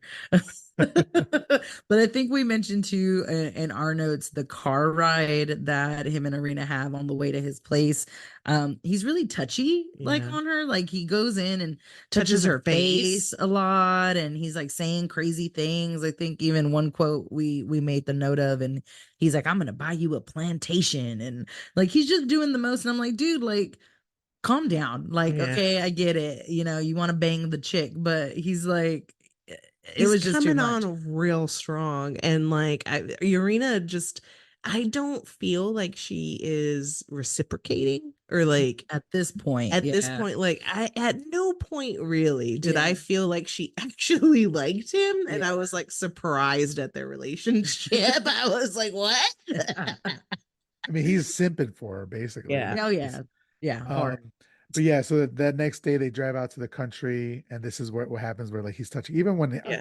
I was thinking, I'm like, dude, It's too much. it's Yeah, too they're going to much. his It's too friend's house. quickly. Yeah, on the lake or whatever. Yeah. Yeah, that's one of my pet peeves in older movies is when people meet each other and fall in love immediately, and are like Yeah. willing to, give themselves, like, die for them, and it's like Yeah. it's little. It pulls me out of it a little bit. Yeah. Yeah. But at this point, I just thought Paul was really weird, Yeah. because it seems like she has problems asserting herself, like Yeah. saying, like, Oh, when yeah. she can't be like, don't touch me or something like that. So he's taking advantage. Yeah, Oh, for yeah. sure. That's how I felt about it. Yeah. Yeah. So Oliver is just one funny thing is, like, Oliver's just pointing out things along the way, which she actually laughs at. But he's basically like everyone's annoying aunt on a long drive. It's like, oh, look at there. Oh, that used to be a McDonald's, or that was where your Uncle Jimmy was born. I was like, okay, all right. Shut up, Oliver. Shut up. My mom is, and I love my mom, but my mom does this thing where she won't even be like, that used to be, or that. She's just like, oh, that's a Wendy's. Oh, there's a McDonald's. I was like, Mom, I could see it too. I see it, I swear. But she loves it and she's happy, so that's fine. So they take a rowboat to a house of one of Oliver's friends, Oh yeah. named Yeatman. We find out that Yeatman helped Oliver actually build this house. And so later, Oliver is teaching her how to fish with a net. And she's got some extremely short shorts on and like Cheeks. some Yeah. waders. You can Yeah. see the cheeks, and like he's just like staring at them. Yeah. We have a few notes about this. Yes, Let's please. start from the top. From the top. You take this one. Like, So when they get to Oliver's friend's house, what's his name again? Yeatman. Yeatman. I didn't even know So, that. bro, same. So he shows up and he's like, what does he calls it? He calls him, he's like, hey, shoot, fish, pick, bait, plate, like He says the most ridiculous things. Like instead of like, "What's up, man?" He's like, "Hey, yo, shoe, fish, pick, bait, plate, man." Like we had to rewind it. Yeah. Because we were like, "What the fuck did he just say?" And then Leah said the funniest shit. Like she said, I was like, whatever just happened to like, hey, old son of a gun. Yeah. So Like, fucking are you complicated human? Like, ass, do you know like, how to interact with somebody else? yeah. Right. It was ridiculous. And then the fish scene for sure. I think our only note was that scene was all ass and no, No fish. Yeah, the only Like, it reason for made that scene zero was sense. And Oliver was just like, yeah. But, He was staring so hard. why are we in Daisy Dukes and long ass boots? Like, she's slaying. Like, I Yeah, get it. She's a slay. bad bitch. Total The slay. But if I'm trying to catch fishies, I don't want any part of my body exposed out of the fear of a fish touching that part of my body. yeah. Like, I don't need that. But she's in like the highest of boots and the shortest of shorts. She again looks amazing, but it made zero fucking sense. Zero sense. And there's a Yeah. abnormally long shot of her when she turns around. Like, and we're like, Yeah, she's like we're like, bending over. yeah, we're like looking in her uterus, basically. Like, Yeah, that's seriously. yeah, Seriously. Those shorts are like all the way up her butt crack. Like, yeah. Yeah. it was And brutal. but of course, Paul is, or not Paul, I'm sorry, Oliver is just wearing like jeans and waders, you know, like what you Yeah. would think anybody would, or maybe Right, shorts and waders, right. you know. Okay. So elsewhere, at a cemetery that tourists go to, Paul asks a woman if he can take her picture, which she obliges. And it's insinuated here that she's quote unquote fast because her friends say that they're going back to the hotel to lie down. And she says, "Don't do anything I wouldn't do." And her friend says, "Billy, is there anything you wouldn't do?"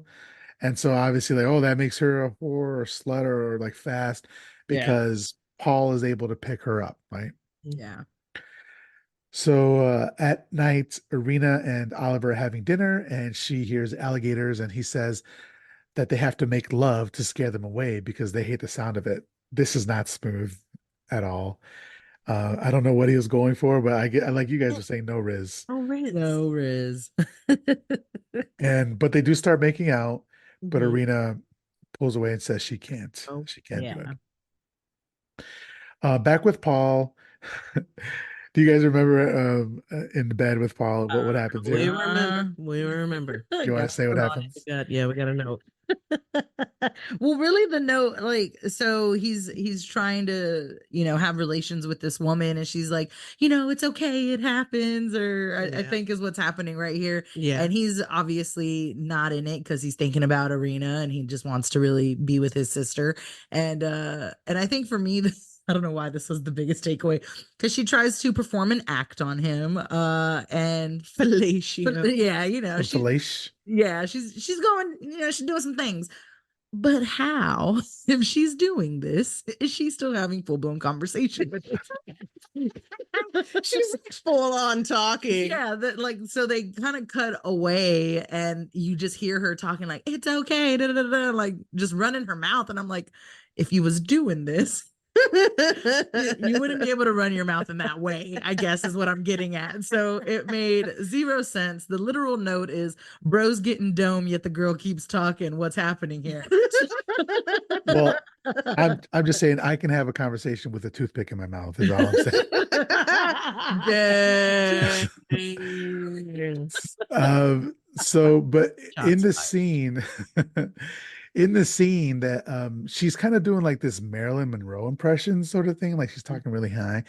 And what Yeah. sucks is that she has to make him feel better, Yeah. like he's the focus of that, instead of like her and like her being uncomfortable or whatever. But like she's trying to make him feel better about it. Yeah. And then I do say that she does assist him, and then the scene ends. At night, Irina wakes up and starts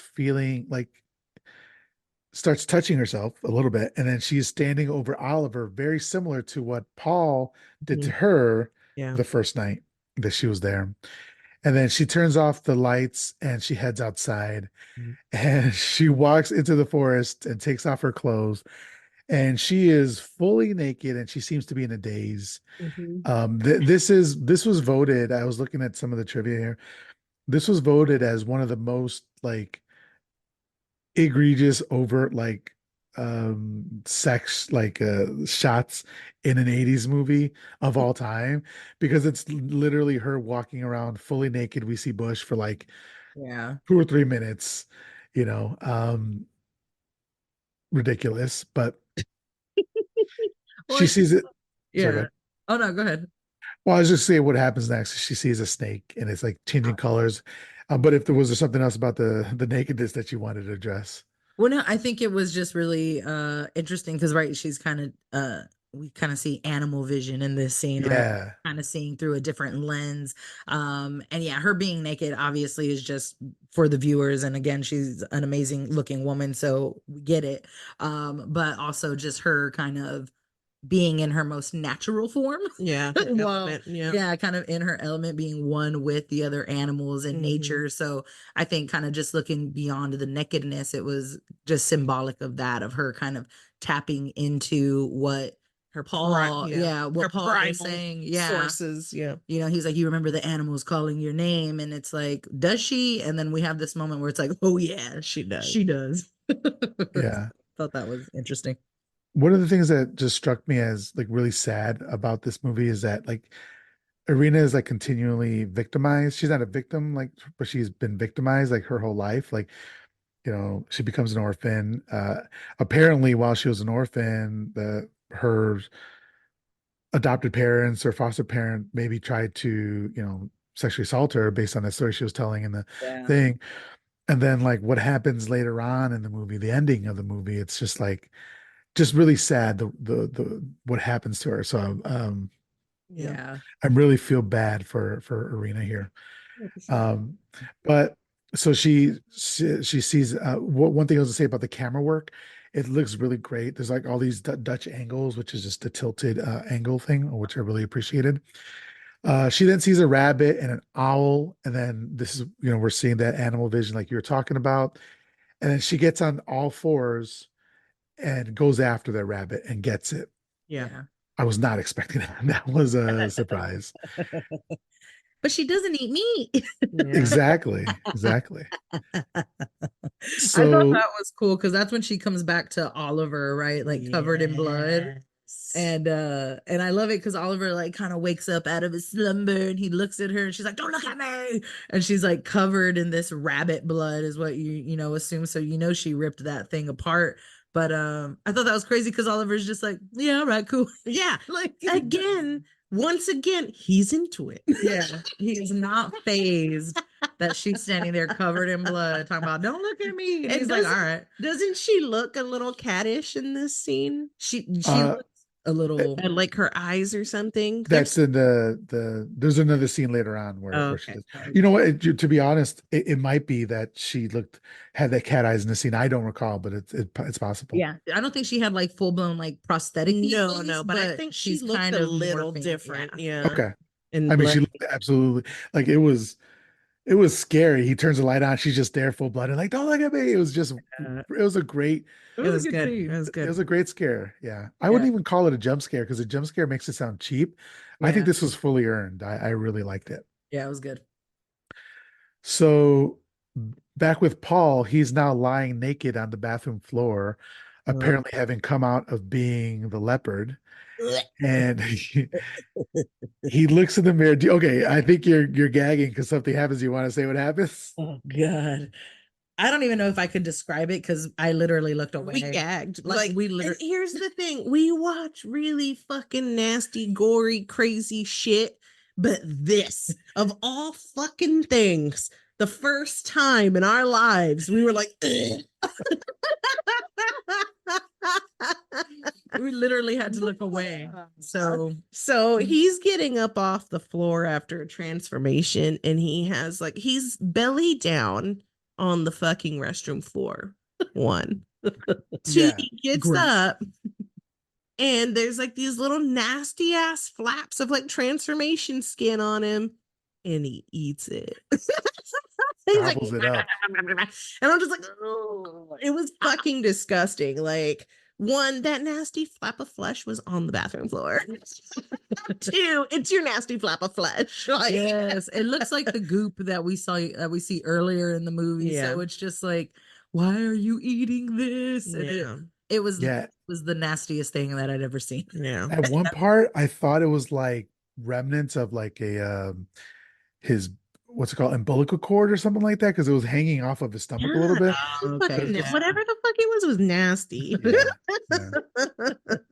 But that's like what animals do. Like they eat, like when like a female, like a dog or like a cat, once they give birth, won't they like eat the placenta and like all that other I think stuff? Like, so. yeah, Yeah, I think so. And then like they eat their own vomit and like shit like that. yeah.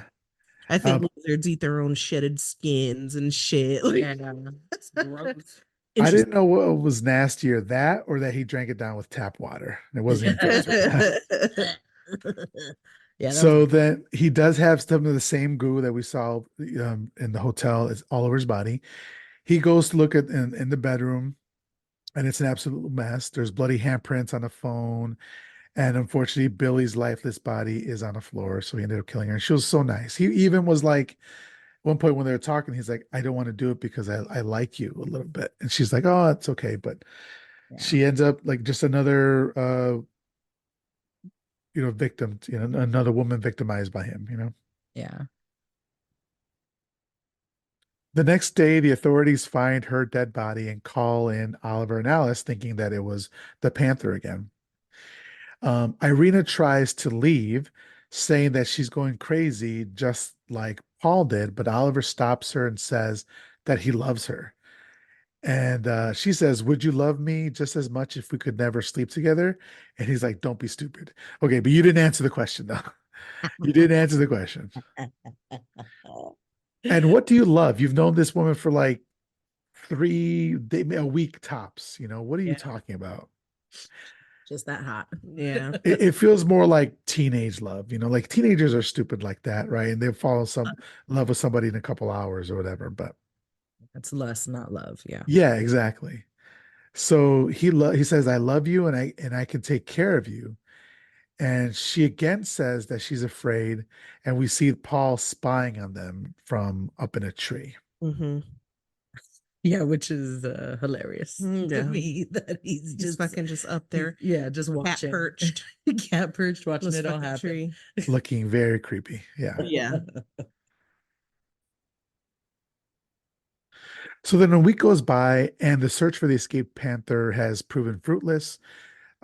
Oliver attacks a police officer when the police officer insinuates that if he would have killed him the first day, then none of these people would have died.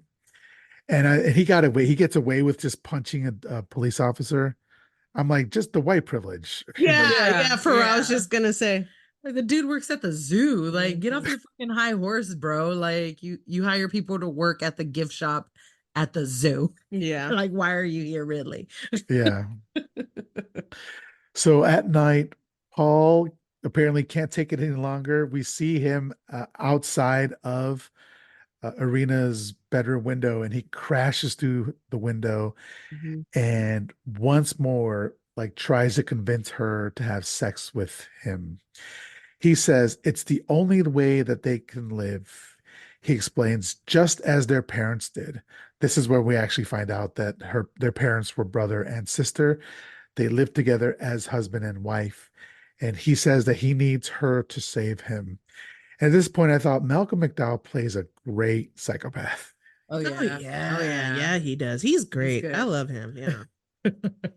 He's got that look in his eye. Mhm. Exactly. Yeah. Yeah. Crazy looking as that. But yeah, that part is interesting, and I think that's what we were kind of talking about earlier, is like he gives you this explanation, but it still doesn't make any sense, and Mhm. we still don't really understand why and how does Yeah. this connect with the tree that we see in the beginning. And yeah, so cool to get an explanation, but it'd be even cooler to get one that made sense. Yeah. Yeah. Well, And there's something about, no, I'm sorry, go ahead. no, it's fine. You know. Okay. Well, I wasn't saying Sorry it. for interrupting you. No, you're fine. I was just going to say that there's even some some loopholes in when they can transform and when they can't that I want to get to in a little bit. But Yeah, I was gonna bring that up too, so I'll talk about that yeah, too. cool. So then Paul says Oliver doesn't love her. He loves the panther, and Mhm. he's scared of her, and that's what attracts him to her. Yeah. And he says, just let Alice have them. They were made for each other, and so were we. Mhm. And he picks up a piece of broken glass and he says, "You leave me with no choice." So you're gonna kill your sister because she won't have sex with you? What kind of warped mind, man? It's wild. Mhm. But of course, she thinks quickly and she like starts hugging him and like rubbing up against him, like Yeah. just to appease him for a minute so that she can take the glass from his hands, which she does, and she stabs him with it, Yeah. Yeah. which I'm like, yeah, I wish you would have gone for his throat or something, but she just stabs him in the hands. And then we get a really great um practical effect scene here. Do you guys remember what happens? Did you want to talk about that? Yeah, he starts to transform, right? Yeah. Yeah, but it's just like we see the hand, and it's like rubber. We can say rubber skin over like this Like a paw. fur underneath, and it's just like breaking Yeah. It's so through. cool. I like the way his face looked. Yeah. He already looks very much like a cat, so it was a pretty cool transformation to watch. And yeah, even within this scene and they're kind of going back and forth, like we really didn't even understand how she got the piece of glass out of his hand. Like we get Yeah. it, they're kind of like Yeah, they rubbing. don't show it. Yeah. Yeah, but like all of a sudden she's got the glass and it's like, oh, okay. And then Yeah. we end up, like you said, where he gets stabbed and all that good stuff. But yeah, I just thought that was interesting. Yeah. I gave the movie a lot of credit, but when I was talking about it because but it didn't show it. I assumed that Yeah. she took it, but yeah, Oh yeah, no, I think yeah, we did too. Yeah. yeah. Yeah. It's implied. Yeah. So Paul turns into a panther here.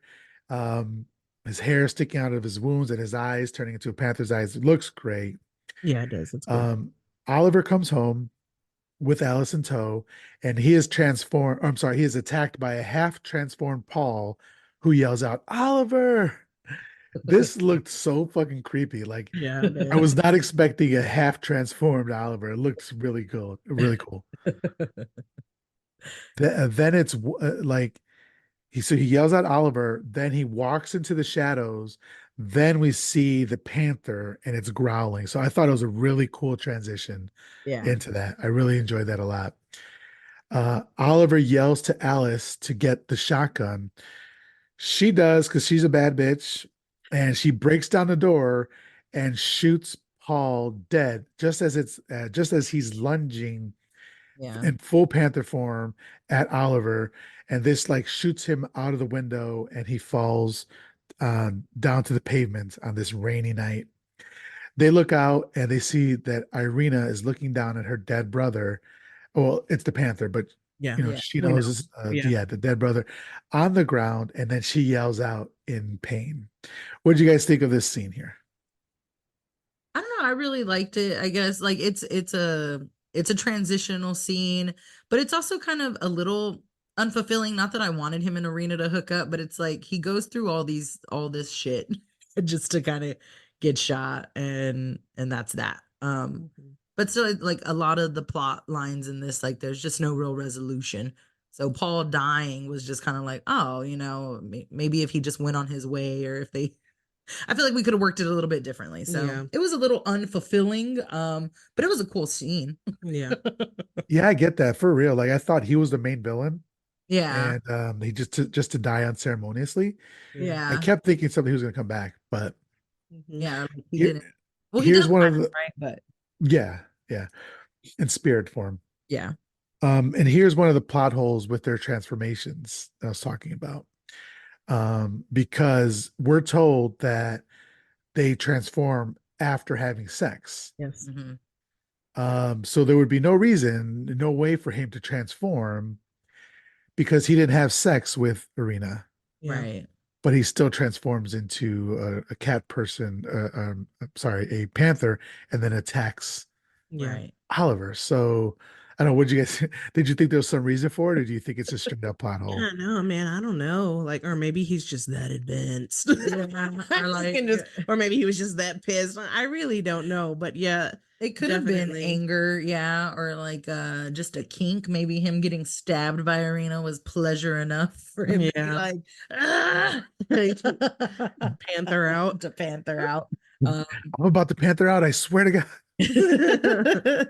But yeah, their transformation stuff is so bizarre because yeah, they got to sleep with someone to turn into the panther, but then you got to kill someone to like shift back to a person. Like, what even is that, bro? Like, like that is just so wild to me. Like, why can't you just like shift on a blue moon or something? You know? Like It's shifters. very specific. Yeah, yeah. it's fucking weird. So I don't know Uh, why he shifted. I don't know. and there's another plot hole with Arena later in the movie that isn't explained either, and we'll get to that, which leads me to believe that it was just a plot hole. But so the next day, Oliver is autopsying the panther, and he is, oh man, this is so cool. He's horrified to see like once he opens it up, uh, a full like human arm within the panther's Yeah. body, and it he like start once he sees it, it starts like giving out this gas, and then it completely like spontaneously disintegrates. Yes. That was so We have wild. notes. Please tell me your notes. One, is Oliver fucking qualified to do this job right now? Yeah, what is he? Like, what He's a the fuck? Like, he curator. just, yeah. And then, you know, do you want to? The ooze stuff really just kind of reminded us of like a stink bomb. Like it looks like Yeah, it's the dark gas color, the gas, yeah. that comes out before it oozes away the body. Like, Yeah. we called it our new metal band name, the Stink Bomb Autopsy. We were like, what the fuck is happening with this stink bomb autopsy? Yeah. So yeah, stink bomb gets set off. And I really wasn't expecting the whole panther body just to like go MIA. Yeah, like, to turn into goop. Just a big pile of goop now. And I'm like, what? So what's in that gas? Yeah, what the fuck? Yeah. What's happening? Or is that just what happens to these cat people? Like they can never be found out. So once one dies, they gotta turn to goop. Immediately Yeah. disintegrate. Well, I thought that so this is where I was saying that's an actual panther. Like not that he's cutting open, but Yeah, no, he like that's like brings her animal. yeah, but brings the panther onto the slab, and like that's an actual panther. I'm like, so did you yeah. guys just knock that poor panther out for this Probably. shot? Yeah. Yeah. Probably tranquilized it or yeah. Yeah. Yeah. But then the sound of the scalpel going through the kitty skin was pretty good. It was Yeah. great sound design in this movie and great practical effects here. It's just like him like peeling back the skin, like Yeah. It was really cool. goopy. Yeah. Then Irina goes to see Famali in prison, and she asks Famali what she is. And Famali's like, "You already know what you are." She says, "Live as he did, hidden in chains, never in love. Pretend the world is what men think it is." And then she asks, "Where shall I go?" And Famali says, "It doesn't matter where you go." I don't think any of this is helpful. What do you mean live like the world is what men think it is? What does Yeah. that mean? Fucking It's really weird. no.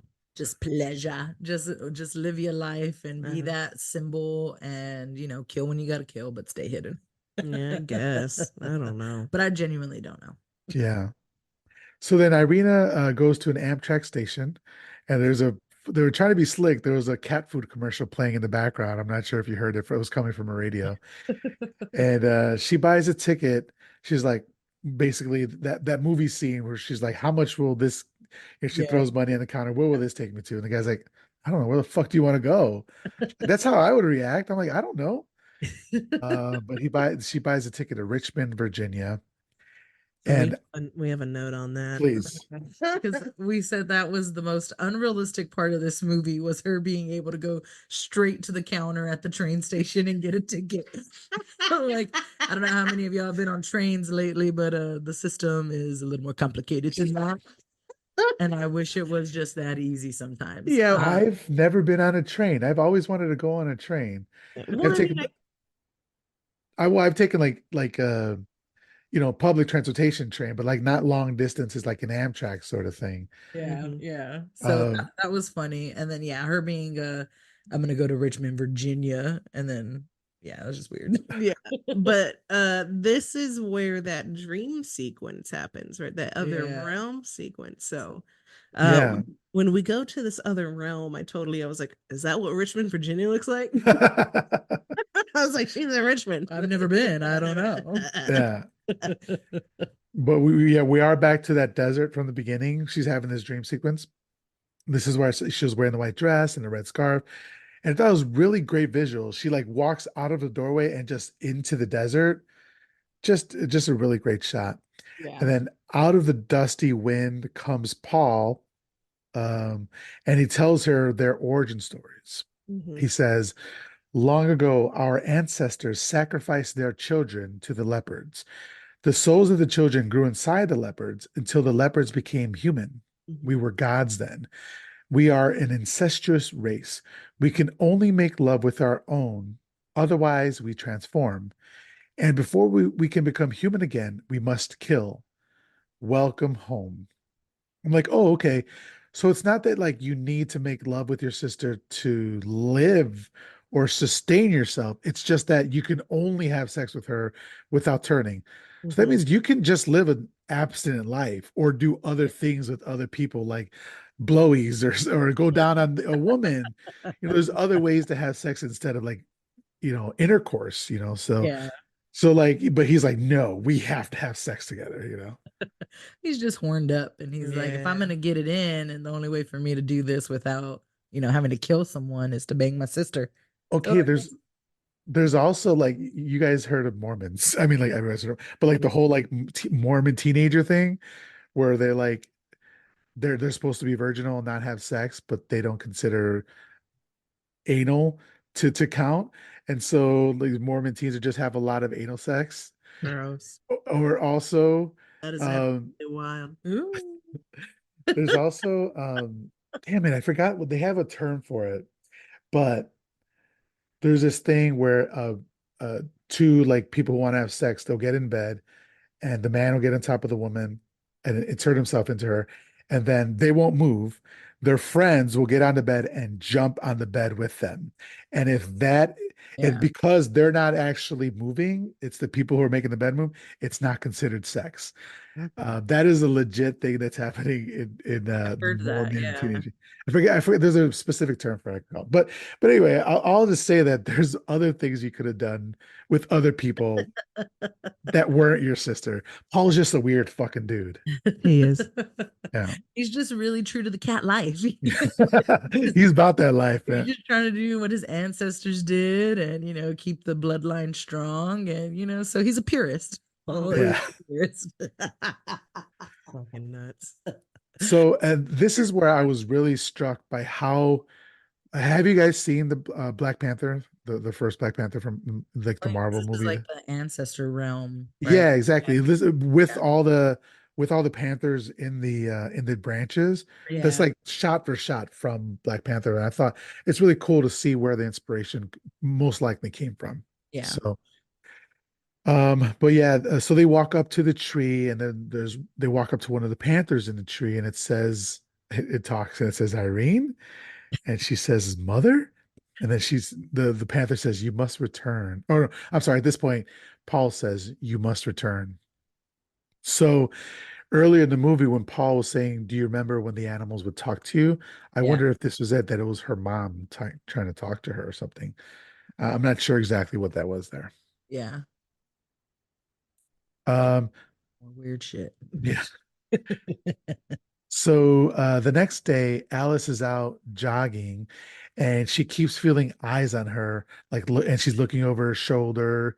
She thinks she sees something in the forest, and she runs quicker, but then she's like attacked by this dog. But it's a friendly dog, but it doesn't have a collar or no leash. I really hate people who walk their dogs with no leash. It's a pet peeve of mine. But then she's jogging and she's crossing the street and this bus stops right in front of her and like roars like a panther for some reason. That's a shot for shot, almost a shot for shot remake of what happens in the original movie as well. That happens as well. Oh, that's cool. Yeah. I just thought it was so silly. That whole like a bus doesn't sound like a panther. It literally sounded like a panther. Oh, to be fair, maybe it was the bus and also Irena growling. Oh It just yeah. happened to happen at the same time. Um, so it's getting late and she stops at the gym for a quick swim and she changes clothes. As she's getting undressed, she hears footsteps and a growl. So another full frontal. Oh no, this is not full frontal, but it is a gratuitous boob shot, Yeah. right? We see him. Uh, Afraid, Alice jumps into the pool, and when she does that, suddenly the lights go out, and she starts looking around the dark corners of the pool areas, and she hears the growling getting louder and louder, but she doesn't know where the growling is coming from. This is very tense and suspenseful. I thought it was a very effective scene. What did you guys think of this so far? Yeah. I mean, I agree. I think because you're putting a situation or you're in a situation where you're vulnerable, right? She's in the middle of this pool, she's topless, she's completely exposed, and then the lights go off and you hear this panther. So I think it definitely heightened the senses.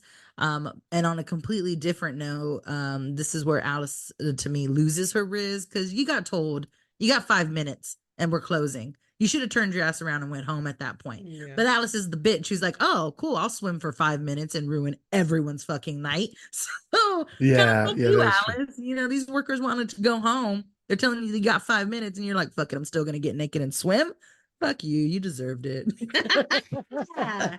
Same energy as like when you walk in a restaurant, it's like, oh, we close in 15 minutes, and you're like, oh, I'm just gonna order something real quick. It's like, no, Yeah. they're fucking closed. Nah. They wouldn't say that to Bro. you if they weren't implying, hey, we don't want you to do Yeah. what you want And to if, do. if they're saying that to you, the cooks have already saran wrapped the fucking line, man. Like, Yeah. Home. the line is closed. So Alice begins to scream here, Mhm. and then the lights are turned back, and we turn back on, and we see that Irena is standing there, Right. and she goes, "What's wrong, Alice?"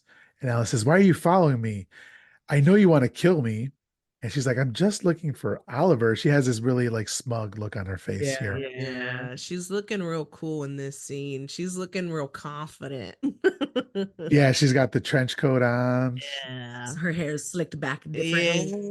Yeah. She's Yeah. as innocent looking. Yeah, she's more in So, her element. yeah.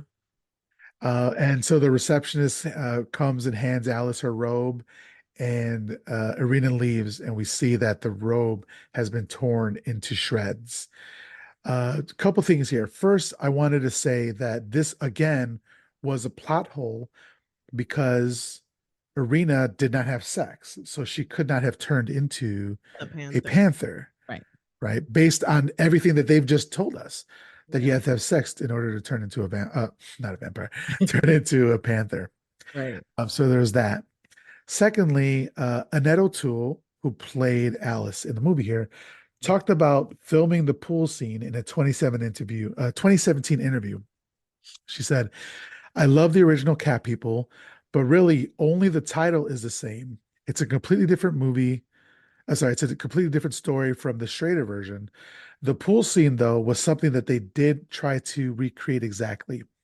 It was scary because it was shot in Pasadena at this really old YMCA. It was the first time I had ever experienced being followed by this camera that was being operated from another room.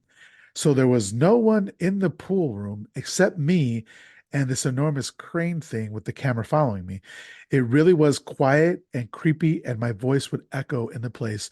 So it was not hard to be scared out of my mind. Plus, I was wet and cold and I was naked, which helped.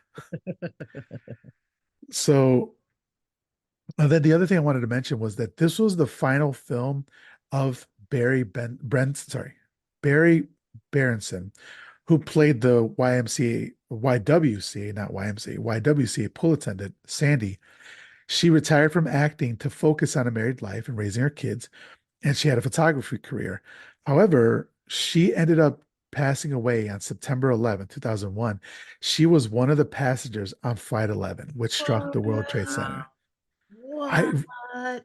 I That's read that wild. and I thought that was so wild. It's fucking Yeah, crazy, that is bro. wild. Damn. Yeah. So rest in peace to her. Yeah.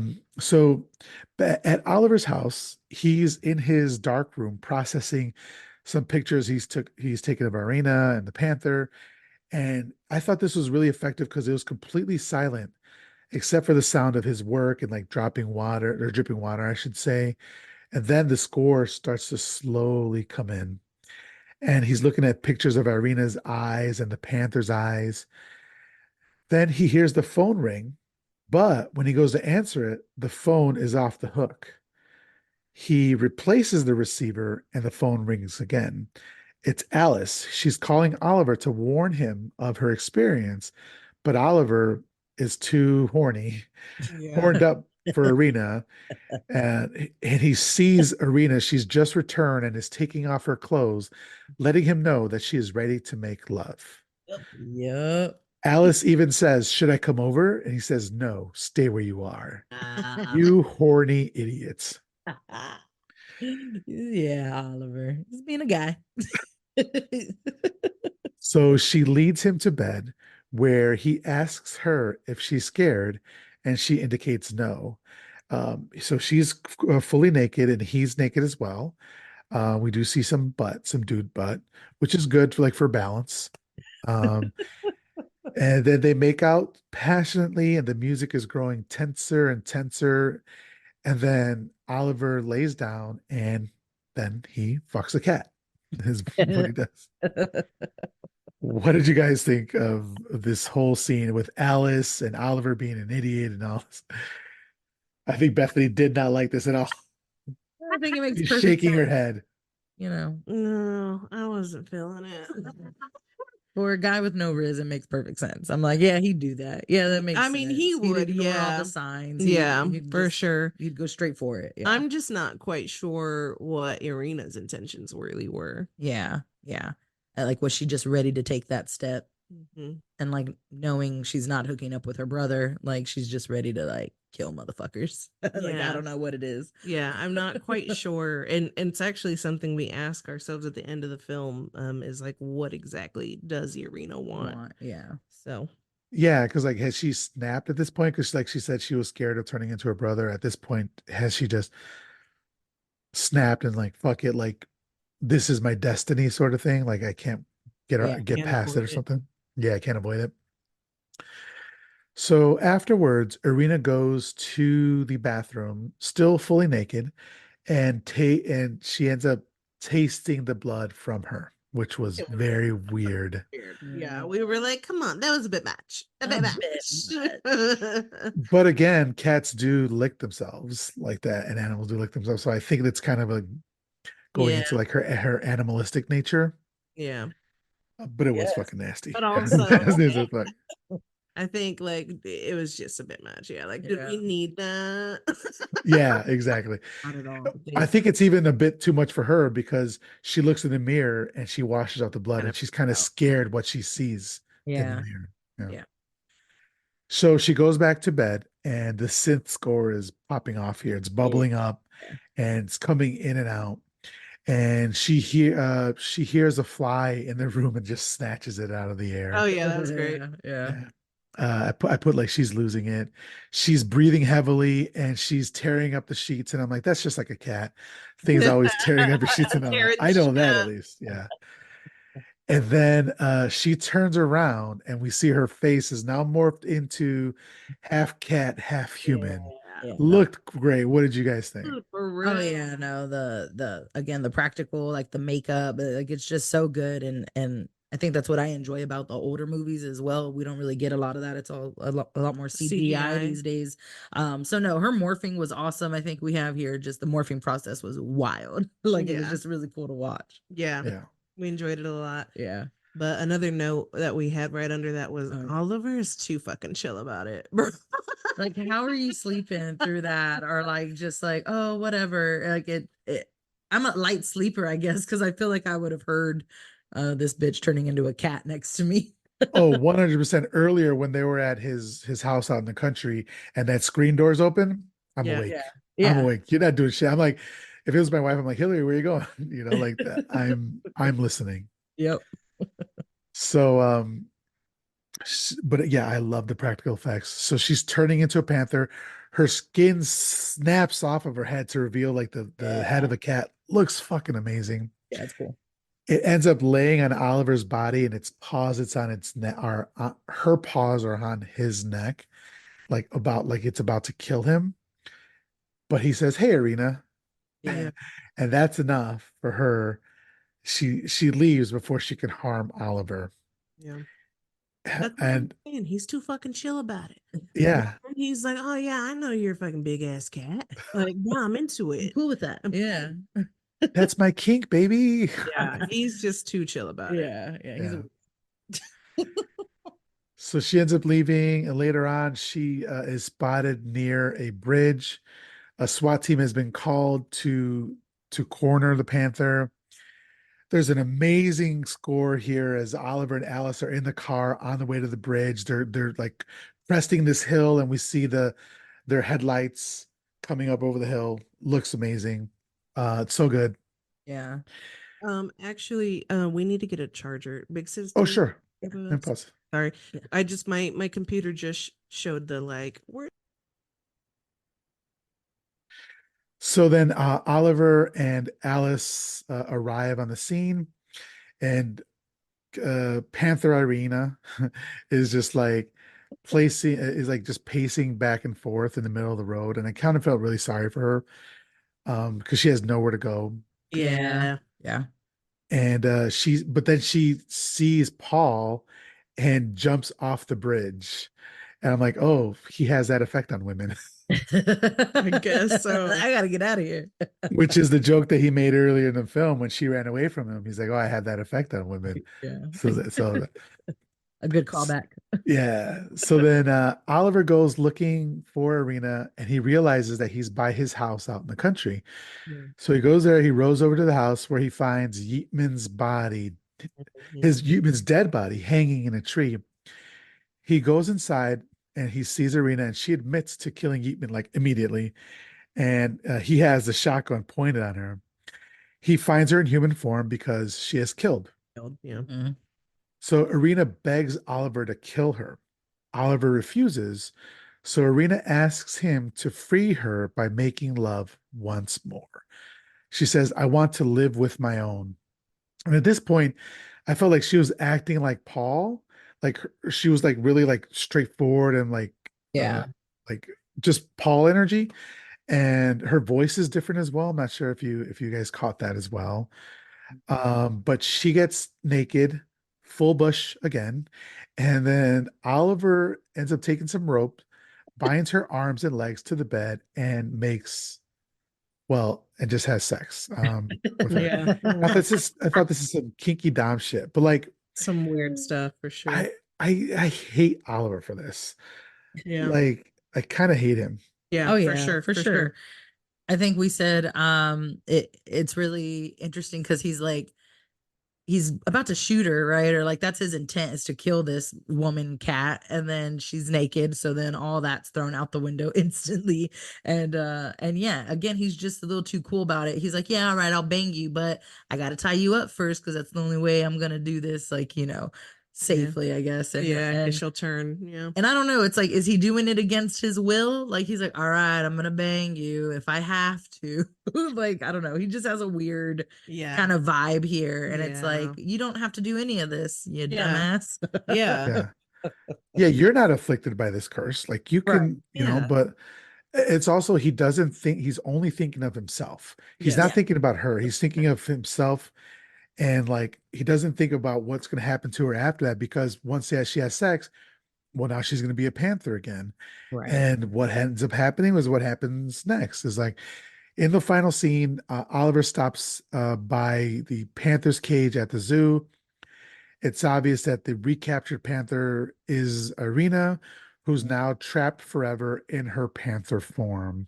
Mhm. Oliver reaches through the bars and strokes the docile panther's neck, giving her like some treats, some like meat and stuff like that. We get one more roar from Irena, then the credits roll. And I thought, this is so fucked. Yeah. She wanted to live with her own. She didn't want to go back to the Okay. zoo. Yeah. Like Yeah. I understand that Oliver maybe can't let her go because if he does, more people are gonna die. But also then don't fuck her. Don't have sex with her. Or also, she asked to be killed. Yeah. Like Just, she is so conflicted in this like life. She's like, fuck this, man. yeah. Yeah. So like, I mean, honestly, my question was, what exactly does she want? Yeah. So like she just wants to be set free from this shit, and it's really unfortunate that the way she, I guess, got out of it was to be caged. That's something that fucking sucks, Yeah. man. And Yeah. it's not cool, bro. It's not cool, Oliver. No. Yeah. I agree. Yeah, I just didn't like the ending. I really hate Oliver. I don't know if I hate the ending. I hate the ending for her. I feel so bad for her Yeah. because she's been, tortured her whole life and all that sort of stuff. Yeah, man, for real. It's not to say that I always want happy endings. Like we watch horror movies, we know that a lot of them end terribly. And this is just a terrible ending for her. I just feel, because she was portrayed as innocent, right? She didn't, know what the hell was happening with her and all that. So, Yeah. but so that's the end of Cat People. So we're gonna go into ratings in a second here. But before we do that, I just wanted to know overall, what did each of you think of the movie? I loved it. Yeah. No, I mean, it was super interesting. I mean, you're definitely entertained watching it. Yeah. And to the point we've made kind of throughout this conversation where the practical effects are amazing. The score really adds to how fucking weird and the whole story is. So I think it all really came together. What could have been a real hot mess kind of came together and was actually enjoyable. I liked it. Yeah. Yeah. I think I really enjoyed it too. I like it. I mean, if you want to go get real deep into like feminist theory and shit, you'll probably really hate it. Oh yeah, 100%. Yeah. And like I can see that and I feel that, but just looking at it purely from this was made in a time and it's very of its time and place. Yeah. It's experimental, it's entertaining like Leah said. So I mean, as much as I want to be like, what the fuck happened in this movie? I'm also like, 10 out of 10 would recommend. Yeah. I would watch again. Yeah, I would. yeah. This is the kind of movie that I would put on during a Like party. a party. I was just Like gonna just say, the yeah. visuals, you got your music going, you turn this on, turn the volume down, and just let people be like, what the The fuck fuck is is- happening? And you're like, yeah, bro. Exactly. You saw he just fucked the cat, right? You saw that. Yeah. Yeah, I think for me, like this, a lot of people, people a lot smarter than me would be able to dissect this movie a lot, and like I said, like you said, go into like feminist theory and all that sort of stuff. If people hate this movie, I completely understand. If people love this movie, I completely understand. Yeah. I happen to really, really enjoy this movie a lot. Yeah. Like you said, the practical effects, Malcolm McDowell, is it Nastassja Kinski? I think she did an amazing job. Like Oh yeah. she had to project, I mean, she was naked for so much of this movie. She had to project like calm and serenity, but also powerful, like being just Confidence. Yeah. confident and all that. Like, and she did that. And she went for it. Like she was crawling on all fours, like going after a fucking rabbit. Like she did the damn thing. Like she knew the assignment. So I think she just did a great job with it. And also, is it John Hurd? I thought, did a pretty good job in this as well. So I just thought the acting was great, the special effects, the practical effects, I should say, all that. Just the score. I mean, just some great, great Yeah. stuff. So really enjoyed it. So we can go into ratings. So we do out of 5 upside down crosses here. So Leah, if you want to go first, what would you give Cat People from 1982? I'd give cat people 3.5 upside down crosses. Nice. Okay. I had Yeah. fun. Yeah, I think I would go. I mean, I would say maybe a full 5, but I'll scale it back a little and say a 4. 4. Okay. Yeah, I think I might be right there with you. I think I'm at four upside down crosses. I think it's hitting a lot of 80s sweet spots for me. Yeah. Oh Just the yeah. synth score and the practical effects, like I've said before, I won't repeat myself, but yeah, I think it's just like right there, my sweet spot of movies that I really, really love.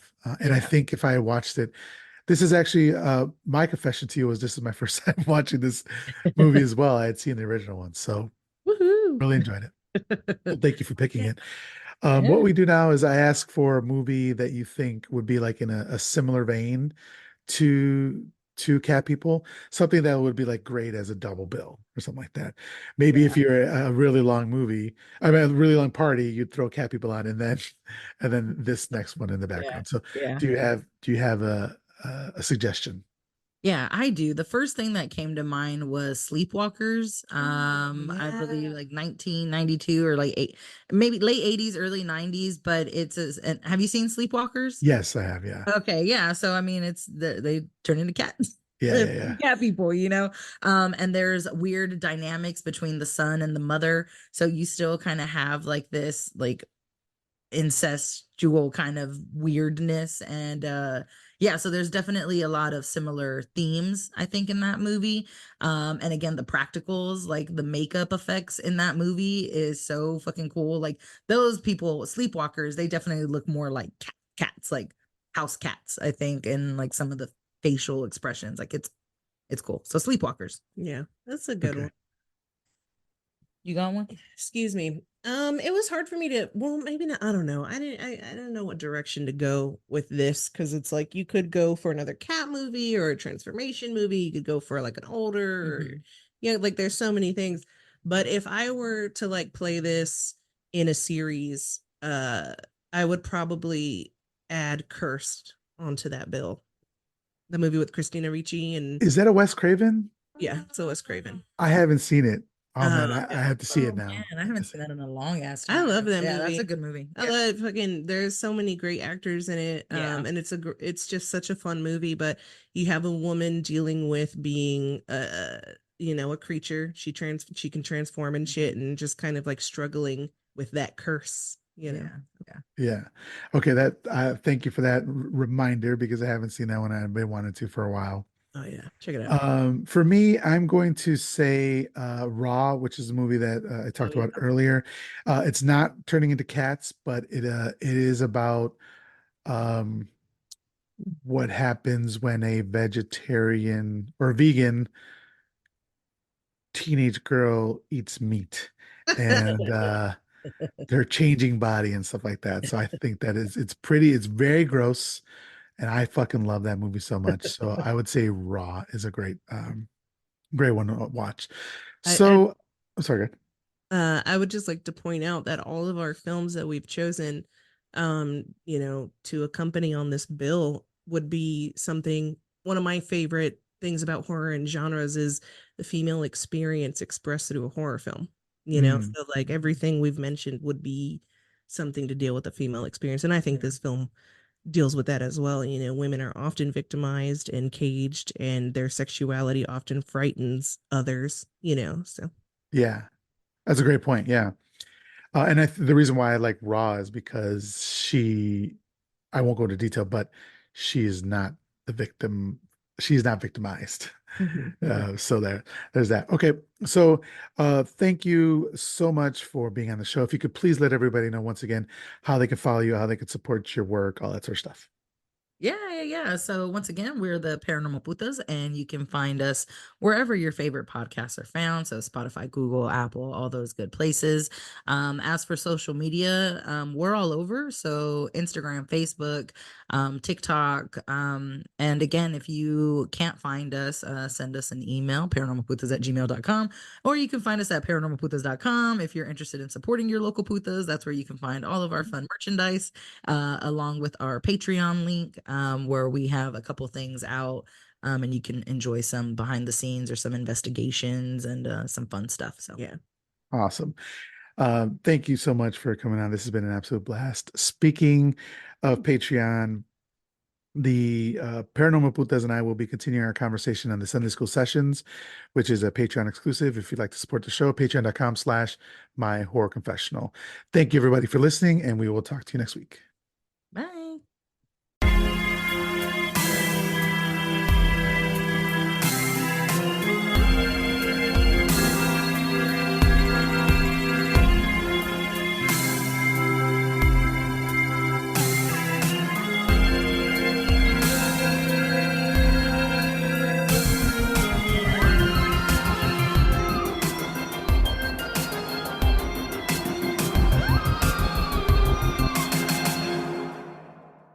Live spooky, die spooky.